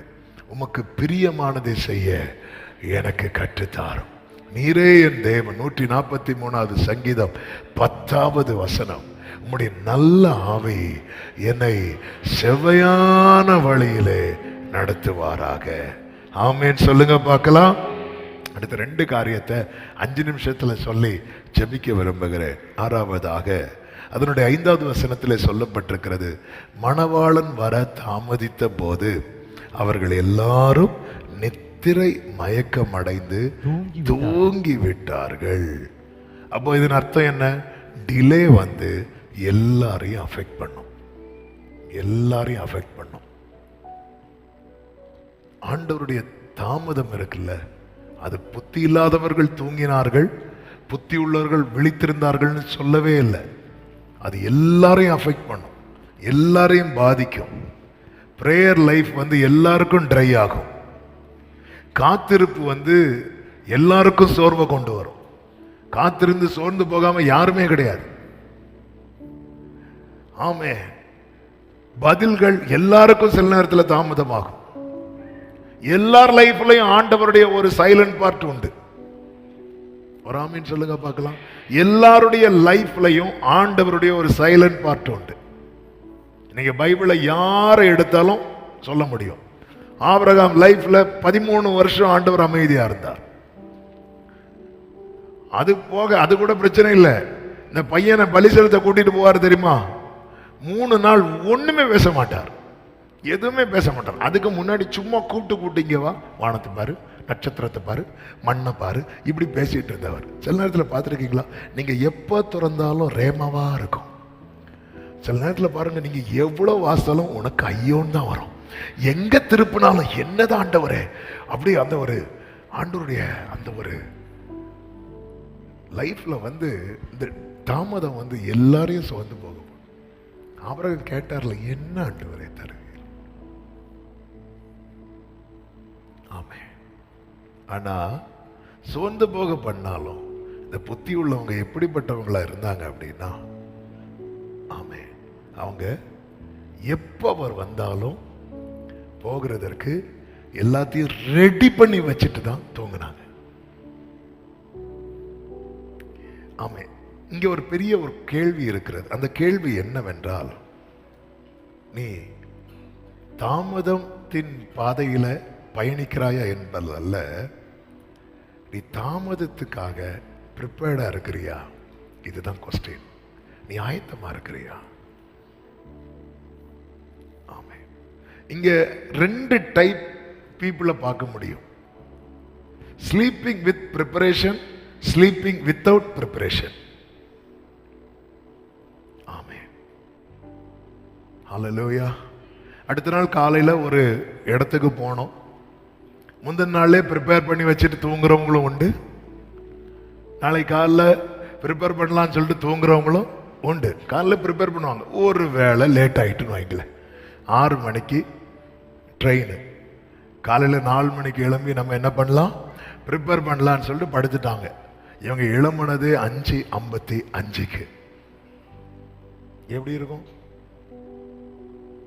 இவங்க ப்ரிப்பேர் பண்ண கூடாதுன்னு இந்த புத்தி இல்லாதவங்க என்ன தெரியுமா, அவர் வரும்போது பார்த்துக்கலாம். ஆமா. இதுல இன்னொரு வார்னிங் இருக்கிறது. அது சபைக்கு சொல்லுகிற செய்தி. அவருடைய தாமதம் உன்னை தூங்க வைக்க கூடாது. சபை தூங்கக்கூடாது. தூங்குகிற நீ மரித்தோரை விட்டு எழுந்துரு. அந்த டிலே தான் நல்ல விழித்திற அந்த விழிப்பு. ஆண்டவர் வருவார் வருவார் வருவார் என்கிற எண்ணம் கம்ப்ளீட்டா அடிச்சு எல்லாரையும் அஃபெக்ட் பண்ணுது. எல்லாரையும் அஃபெக்ட் பண்ணும். நீங்க எதிர்பார்த்த காரியம் நடக்கலன்னு உங்களை மட்டும் புத்தி இல்லாதவங்கள எல்லாரையும் அஃபெக்ட் பண்ணும். அதனால எனக்கு அஃபெக்ட் ஆனதுனால நான் புத்தி இல்லாதவன் அப்படி நினைக்க கூடாது. எனக்கு இது பாதிக்கிறதுனால நான் இதுக்கெல்லாம் தகுதி இல்லை. எல்லா புத்தி உள்ளவங்களையும் அஃபெக்ட் பண்ணுது. ஆனா அவங்க ரெடியா இருக்கிறாங்க. அவங்களுக்கு அவங்க கர்த்தரை தேடும் சமயத்தில் தேடினாங்க. அவங்க ரொம்ப ஆயத்தமா இருக்கிறாங்க. அதாவது உங்களுக்கு சிம்பிளா சொல்றேன், உங்களுக்கு நல்ல அந்த ப்ரேயர் நல்ல ஃப்ளோ ஆகிட்டு இருக்குன்னு வைங்களேன். நீங்க நார்மலா 1 hour ஜெபிக்கிறவங்களா இருப்பீங்க. நல்ல ஃப்ளோ ஆகுதுன்னா எக்ஸ்ட்ரா விட்டுருங்க. நம்ம அந்த இடத்துல பிரேக் போடுறோம் தெரியுமா? இதுதான் எக்ஸ்ட்ரா என்ன எடுக்க மாட்டேங்கிறோம் அர்த்தம். ஐயோ 1 மணிக்கு தாண்டிட்டா, ஐயோ ஆண்டவரே சோத்திரம், ஆண்டவரே இயேசு நாமத்தில் பிதாவே. இது ஒரு சிம்பிள். நமக்கு ஒரு ஃப்ளோ இருக்குல்ல, அது நம்முடைய சீசன். அவர் அப்படி ஓபன் பண்ணி கொடுக்கிறார். நீங்க நல்ல பைபிள் படிச்சுட்டு இருக்கிறீங்க. ஒரு நாளைக்கு ஒரு 2 அதிகாரம் 3 அதிகாரம் 4 அதிகாரம் 10 அதிகாரம் படிக்கிறவங்களா இருக்கிறீங்க. அப்படி படிச்சுட்டு இருக்கு. திடீர்னு படிக்கும் போது அப்படி அந்த ஒரு ஃப்ளோ ஓப்பன் ஆகும் பாருங்க. அப்போ உங்களை அறியாம அப்படியே நீங்க படிச்சுட்டே இருப்பீங்க. அப்படி விட்டுருங்க. அது அப்படி போட்டோம். அது எக்ஸ்ட்ரா எண்ணெயை உங்களுக்குள்ள கொடுக்கும். அதை அப்படியே விட்டுருங்கன்னு. திடீர்னு ராத்திரி அப்படியே ஜோம்னு அப்படியே உட்கார்ந்து இருப்பீங்க. திடீர்னு உங்க வாயில பாட்டு வரும். அப்படியே பாடிட்டு இருப்பீங்க, துதிச்சிட்டு இருப்பீங்க. திடீர்னு எதுக்கோ ஜோமன். அந்த ஃப்ளோவை ஏன் ஸ்டாப் பண்றீங்க? இங்க இதுதான் பிரச்சனை. இது நம்மள நாளைக்கு நாம ட்ரை ஆனாலும் இது நமக்கு சப்போர்ட் பண்ணும். அல்லேலூயா. உன் இளவயதின் பக்தியையும் உனக்கு நீ வாழ்க்கைப்பட்ட போது உனக்கு உண்டான நேசத்தை நான் என்ன பண்றேன் தெரியுமா, நினைத்திருக்கிறேங்கிறார். அந்த டைம்ல அப்படி இருந்த பாரு. அது இன்னைக்கு அவர் நினைவில் இருந்து உன்னை வாழ வச்சிட்டு இருக்கு. ஆமே. நம்ம வந்து இது போதும்னு ஸ்டாப் பண்றோம். இந்த புத்தி இல்லாத நமக்கு தீ எரிஞ்சா போதும். இன்னைக்கு ஜெபம் பண்ணியாச்சுல, அது போதும். காலைல தான் பயில் படிச்சோம்ல, போதும். நைட்டு நல்ல ஃப்ளோ இருக்கும், நல்ல பண்ணலாம், நல்ல ப்ரேயர் பண்ணலாம் அப்படிங்கிற ஒரு ஹார்ட் ஆத்மா வாஞ்சிக்கும். நம்ம உடனே காலையில தான் நம்ம பண்ணோம். இல்லைன்னா திடீர்னு நம்ம சிலருக்கு நைட்டு ப்ரேயர் பண்ண வழக்கம் இருக்கும், தப்பு கிடையாது. நைட்டு ப்ரேயர் திடீர்னு காலில் ஆண்டவர் எழுப்பி விடும்போது நல்லா ஃப்ரெஷ்ஷாக இருக்கும், ப்ரேயர் பண்ணலான்னு தோணும். உடனே நம்ம மாம்சம் சொல்லலாம், எப்படியும் நீ நைட்டு ஜெபம் பண்ண போகிற இல்லை அப்படி சொல்லிட்டு அது நம்ம என்ன எக்ஸ்ட்ரா எடுக்கிறதுக்கான வாய்ப்புகளை கர்த்தர் உருவாக்கி தரும்போது நாமளே என்ன பண்ணுறோம் அப்படின்னா அதை வந்து தட்டி விடுகிறோம். நான் தூங்குறது பிரச்சனை கிடையாது, என்னை எழுப்பும் போது என் தீவட்டி எரியுதா, என் லேம்பு எரியுதாங்கிறது தான் இங்கே பிரச்சனை. ஆமே ஆமேன்னு சொல்லுங்க பார்க்கலாம். 7வது ஒரு வார்த்தையை சொல்லி ஜெபிக்கிறேன். வாசல் அடைபடும் முன் செயல்படு. ஆமே. ஹல்லேலூயா. வாசல் அடைபடும் முன் செயல்படு. இங்க இன்னொரு ஆச்சரியமான காரியம் என்ன தெரியுமா? மணவாளன் வருகிறாருன்னதும் புத்தி இல்லாதவங்க எழும்பி அந்த புத்தி உள்ளவங்க கிட்ட போறாங்க, போய் கேட்குறாங்க, எங்களுக்கு கொஞ்சம் எண்ணெய் கொடுங்க. இதை ஃபர்ஸ்டே கேட்டிருந்தா அவங்க என்னதான் சொல்லியிருப்பாங்க? என்ன இல்லைன்னு சொல்லியிருப்பாங்க. இல்லைன்னு சொல்லியிருந்தா இவங்க என்ன பண்ணியிருக்கலாம்னா போய் எங்கேயாவது வாங்கியிருக்கலாம். ஆமாம். இதில் இன்னொரு தவிர்க்க முடியாத ஒரு சத்தியம் உண்டு. மணவாளன் வந்துட்டு போனதுக்கு அப்புறம் எண்ணெய் கடை நிறைய பேர் நடத்துவாங்க. எல்லா காத்திருப்பு கூட்டம் அதுக்கப்புறம் உண்டு. அபிஷேக ஆராதனை எல்லாம் ஆமே நம்ம நடத்திடக்கூடாது. ஹல்லேலூயா. அதுக்கப்புறம் எண்ணெய் கடை உண்டு 24/7. எண்ணெய் கடைக்கு பஞ்சமே கிடையாது. ஆனா வந்துட்டு போனதுக்கு அப்புறம் அவங்க சொல்றாங்க, நீங்க போய் என்ன பண்ணுங்க, விற்கிறவர்களிடத்துல போய் இதை விற்கிறதுக்குன்னே இருப்பாங்க. அவன் உங்களுக்காக அவங்களும் வாங்க போன போது மணவாளன் வந்து விட்டார். தூங்குறதுக்கு முன்னாடி புத்தி உள்ளவர்கள் தூங்குறதுக்கு முன்னாடி எண்ணெய் இருக்கான்னு பார்த்துட்டு ஓகே ஆயிட்டு தூங்குறாங்க. புத்தி இல்லாதவர்கள் புத்தி உள்ளவர்கள் தூங்குறத பார்த்தாங்க, புத்தி உள்ளவங்க பக்கத்துல இருக்கிற எண்ணெயை பார்க்கல. ஏன்னா அவங்க சும்மா தானே இருக்கிறாங்க. அவங்க சும்மா இருக்கிறாங்கன்னா அவங்க உள்ள இருந்து ஜெபம் பண்ணிட்டு உள்ள வெளியே வந்து சும்மா சிலர் பார்த்துருக்கீங்களா, ஒண்ணுமே படிக்கலன்னு சொல்லிட்டு சில பிள்ளைங்க இருப்பாங்க எக்ஸாம் டைம்ல. சரி அவங்களே படிக்கல நம்மளும் படிக்கல. அவன் வீட்டுல இருந்து நைட்டு ஃபுல்லா இருந்து படிச்சுட்டு வந்திருப்பான். எக்ஸாம் ரிசல்ட் வரும்போது தான் ரிசல்ட் நம்மளை பார்த்து சிரிக்கும், ஹாய் எப்படி இருக்க. ஆமே. ஒண்ணுமே படிக்கல அப்படி சொல்லி ஆமா. இங்கே அதுதான் டயர்டா இருக்கு, நான் படுக்கிறேன். அவங்களே தூங்குறாங்க. அவங்க எவ்வளோ பெரியவங்க, அவன் சும்மா தூங்கல, நல்ல எண்ணெய் எல்லாம் ரெடி பண்ணி வச்சுட்டு எப்போ வந்தாலும் அந்த தீவட்டிய ஸ்டார்ட் பண்ணலாம் ரெடி பண்ணி வச்சிருந்தா தூங்கினா. இவங்க வந்து தூங்கினதை தான் பார்த்தாங்க. ஆமே. இந்த ட்ராஜடி இவங்க லேட்டா வந்தது அல்ல, இவங்க ஆல்ரெடி சீக்கிரம் வந்தவங்க. ஆனா இவங்க லேட்டா ப்ரிப்பேர் ஆனாங்க தெரியுமா? இதுதான் இவங்க இந்த உள்ள பிரவேசிக்காததுக்கு காரணம். இவங்க லேட்டா வந்ததல்ல, இவங்க லேட்டா ப்ரிப்பேர் ஆனாங்க. இவங்க ஃபர்ஸ்டே மணவாளன் வர தாமதிக்கும் போது செய்ய வேண்டியதை லாஸ்ட்ல செய்ய பார்த்தாங்க. அதாவது ஃபர்ஸ்ட் செய்ய வேண்டியதை லாஸ்ட் செய்ய பார்த்தாங்க தெரியுமா? இதான் அவங்க பண்ண தப்பு. இவங்க ஃபர்ஸ்டே ரெடி. மணவாளனுக்கு எதிர்கொண்டு போக 5 பேர் வந்தார்கள். 5 பேர் லேட்டா வந்தாங்க இல்ல, 10 கன்னிகைகள் எதிர்கொண்டு புறப்பட்டார்கள். ஆனா இவங்க ஆயத்தமாகிறதுக்கு லேட் ஆனாங்க. வாசல் அடைபடுகிறது. வாசல் அடைபட்ட பிறகு 10வது வசனத்திலிருந்து வாசிங்க, நம்ம ஜெபிக்கலாம். அப்படியே அவர்கள் வாங்க போன போது மணவாளன் வந்து விட்டார். ஆயத்தமாய் இருந்தவர்கள் அவரோடே கூட கல்யாண வீட்டுக்குள் பிரவேசித்தார்கள். கதவும் அடைக்கப்பட்டது. பின்பு மற்ற கன்னிகைகளும் வந்து, ஆண்டவரே ஆண்டவரே எங்களுக்கு திறக்க வேண்டும். நல்ல கவனமா கேளுங்க. இந்த கன்னிகைகள் வந்து மணவாளனுக்கு எதிர்கொண்டு போக வர்றாங்க அப்படின்னா இவங்களுக்கு அழைப்பு இருக்கிறது. இவங்க தெரிந்தெடுக்கப்பட்டவங்க. ஆமா. கல்யாண வீட்டுல 2 விதமான கூட்டத்தார் வருவாங்க. ஒன்று திருமணம் பண்றவங்க, இன்னொன்று வாழ்த்துறவங்க. மற்றவங்க வரலைனாலும் பிரச்சனை. ஆனால் திருமணம் பண்றாங்க தெரியுமா, பையனும் பொண்ணும், அவங்க அங்கதான் ரொம்ப ரொம்ப ரொம்ப ரொம்ப முக்கியமானவங்க. அவங்க தான் அங்க ஸ்பெஷல் விஐபிஸ். என்னதான் பாஸ்டர்ஸ் எல்லாம் இருந்தாலும் எல்லாருடைய பார்வையும் அவங்க மேலதான் இருக்கும். அப்படிப்பட்ட ஒரு அழைப்பு. ஆனா வாசல் அடைப்பட்ட வரைக்கும் தான் அந்த அழைப்பு. அடைப்பட்டதும் கர்த்தர் என்ன சொல்றார் தெரியுமா, உங்களை அறியேன் என்று. அதாவது நல்ல சும்மாவா ஒரு ஆளை மனவாட்டி ஆக்குவாங்க, நல்லா பழகி நல்ல மனசு பிடிச்சி இவள் இவன் அப்படிங்கிற ஒரு நிலைமையில வந்துட்டு கல்யாணம் அன்னைக்கு அவர் சொல்றாரு, எனக்கு ஒண்ணு தெரியாது. எப்படி இருக்கும்? ஆமே, ஒன்ன நீ வேண்டான்னு சொன்னா கூட பிரச்சனை இல்லை. ஆனா அதன் அர்த்தம் என்ன தெரியுமா, நம்மை குறித்து ஒருவேளை நம்ம கைவிடப்படுகிறவர்களா இருப்போம்னா அவர் மனசுல இருந்து நம்மளை தூக்கிடுவார். இது பெரிய பெயின், யாருன்னே தெரியாது. அதனாலதான் வாசல் ஏதாவது செய்யணும்னு நினைக்கிறீங்களா, ப்ரிப்பேர் ஆகும். இப்படி இருக்கணும், நம்ம இப்படி இருக்கணும், அப்படி இருக்கணும். ஆமே, ஒருத்தர் இப்படி சொன்ன வார்த்தை, don't wait for the midnight cry to prepare your lab.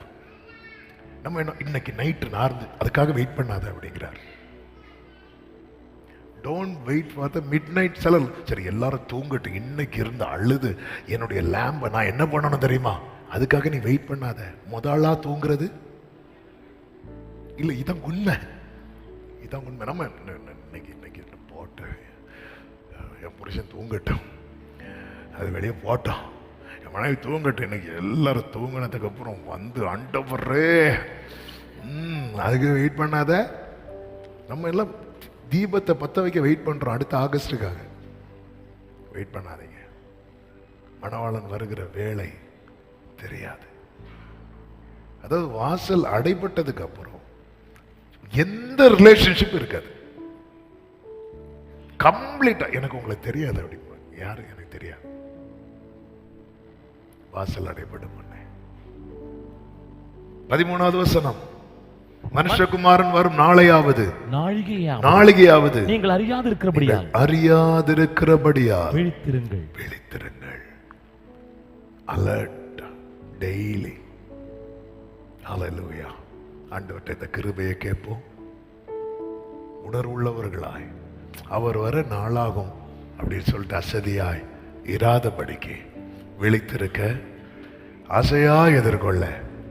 ஆண்டவர் எதுக்காக இந்த உண்மையை சொல்றாருன்னா, அந்த 10 பேருமே வரணும், இதுதான் அவருடைய ஆசை. ஒரு ஆமேன் சொல்லுங்க பார்க்கலாம். 10 பேரும் வரணும், ஒருவர் கூட கெட்டு போவது அவருக்கு விருப்பம் இல்லை. பொறுமையா இருக்கிறோம். நம்ம எதுல குறைவுள்ளவர்களாக இருக்கிறோம்? இன்னும் ஸ்பிரிச்சுவலா மனுஷங்களையே டிபெண்ட் பண்ணி இருக்கிறோமா? நமக்கு சப்போர்ட் தேவை, உதவி தேவை, நமக்கு தேவை. அதுக்கு தான் சபையை வைத்திருக்கிறார், ஊழியர்களை வைத்திருக்கிறார், ஆவிக்குரிய ஃப்ரெண்ட் சர்க்கிளை நமக்கு கொடுக்கிறார், நல்ல ரிலேஷன்ஷிப்பை நமக்கு கொடுக்கிறார். இதெல்லாம் ரொம்ப தேவை, மிக மிக அவசியம், மிக மிக அவசியம். பாருங்க, இந்த நெருப்பு போடப்பட்டிருக்கிற அந்த மெலித்தா தீவில் விறகு நெருப்பு மூட்டிட்டு இருக்கிறாங்க. பவுல் என்ன பண்றாருன்னா, ஒவ்வொரு விறகையும் எடுத்து எங்க போடுறாரு தெரியுமா? ஆல்ரெடி விறகுகள் எரிந்து கொண்டிருக்குல்ல, அதுல போடுறார். அப்படி போடும்போது தான் உள்ள இருக்கிற பாம்பெல்லாம் என்ன பண்ணுது, வெளியே போகுது. 2 விறகுக்கு இடையில பாம்பு இருக்கு. அது அக்னியில போடும்போது ஆமாம், அந்த பாம்பு என்ன செய்யுது அப்படின்னா வெளியே போகுது. 2 விறகும் எரிய ஆரம்பிக்குது. 2 பேர் 3 பேர் சேர்ந்து ஜெபிக்கிற ஜெபம் உள்ள இருக்கிற நிறைய பாம்பு என்ன செய்யும் தெரியுமா, வெளியே வரும். சப்போர்ட் ரொம்ப தேவை. அதே நேரத்தில் இதை மட்டும் டிபெண்ட் பண்ணிட்டு நம்ம போகக்கூடாது. வருகைன்னு வந்துட்டா நம்ம ஒவ்வொருவரும் இண்டிவிஜுவல் ஆயிரும். இதை உங்க மனசுல ஆழமா பதிச்சிருங்க.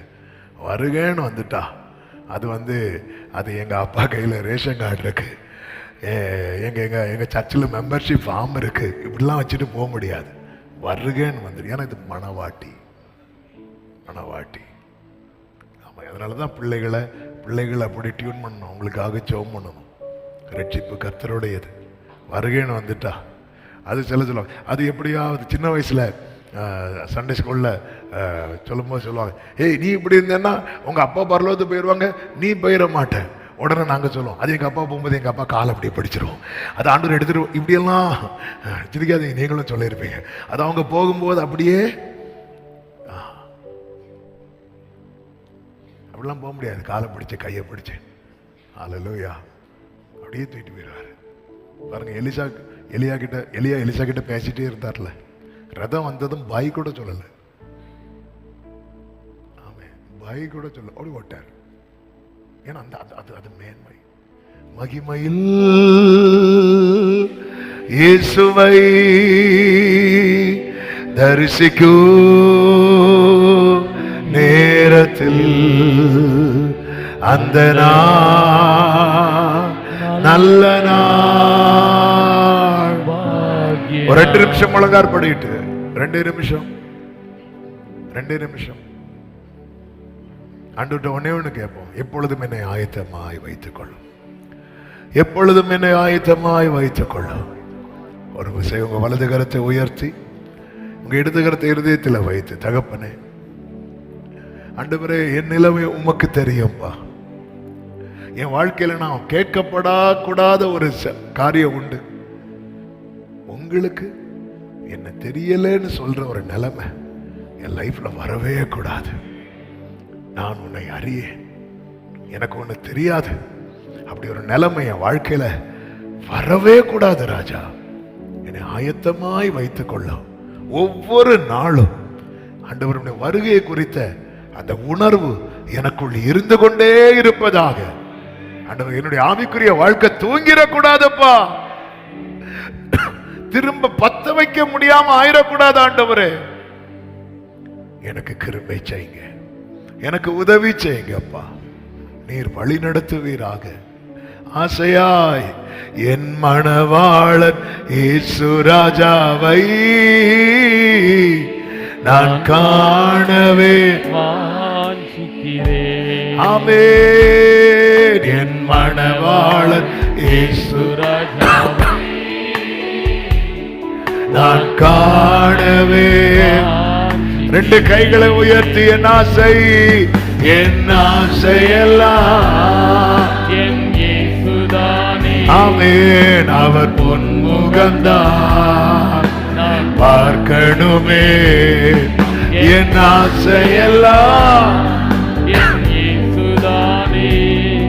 அவர் பொன்முகம்தான் பார்க்கணும். ஹல்லேலூயா, ஹல்லேலூயா,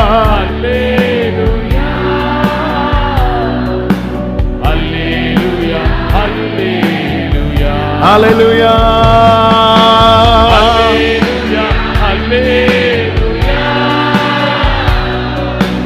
ஹல்லேலூயா. பரிசுத்த பிதாவே, நல்ல தகப்பனே, நன்றி செலுத்துகிறோம். இந்த நாளில் எங்களோடு பேசின உம்முடைய நல்ல வார்த்தைகளுக்காக நன்றி. எங்கள் ஒவ்வொருவரோடும் கர்த்தர் இடைப்பட்டீரப்பா, கர்த்தர் எங்களை பலப்படுத்துவீராக. நாங்கள் ஒவ்வொருவரும் ஆண்டவர் அந்த எண்ணெய் குறையாத அனுபவம், ஆண்டவர் அந்த அபிஷேகம், ஜெபம், விசுவாசம், ஒரு உம்மோடு உள்ள உறவு, இது எந்த விதத்திலும் ட்ரை ஆயிரவே கூடாதப்பா. கர்த்தாவே, எங்களை உணர்வுள்ளவர்களாக்கும், எண்ணெய் குறையாதபடி காத்துக்கொள்ளும். ஆண்டவரே, ஆசையா எதிர்கொள்ள ஆண்டவரே எங்களுக்கு அனுகிரகம் செய்தரலும். ஒவ்வொருவரோடு இந்த வார்த்தைகள் இடைப்படட்டும். ஒவ்வொரு நாளும் இந்த வெளிச்சத்தில் நடக்க கிருபை செய்யும். அர்ப்பணிக்கிறோம். எல்லா மகிமையும் இயேசுவின் நாமத்தில் பிதாவே.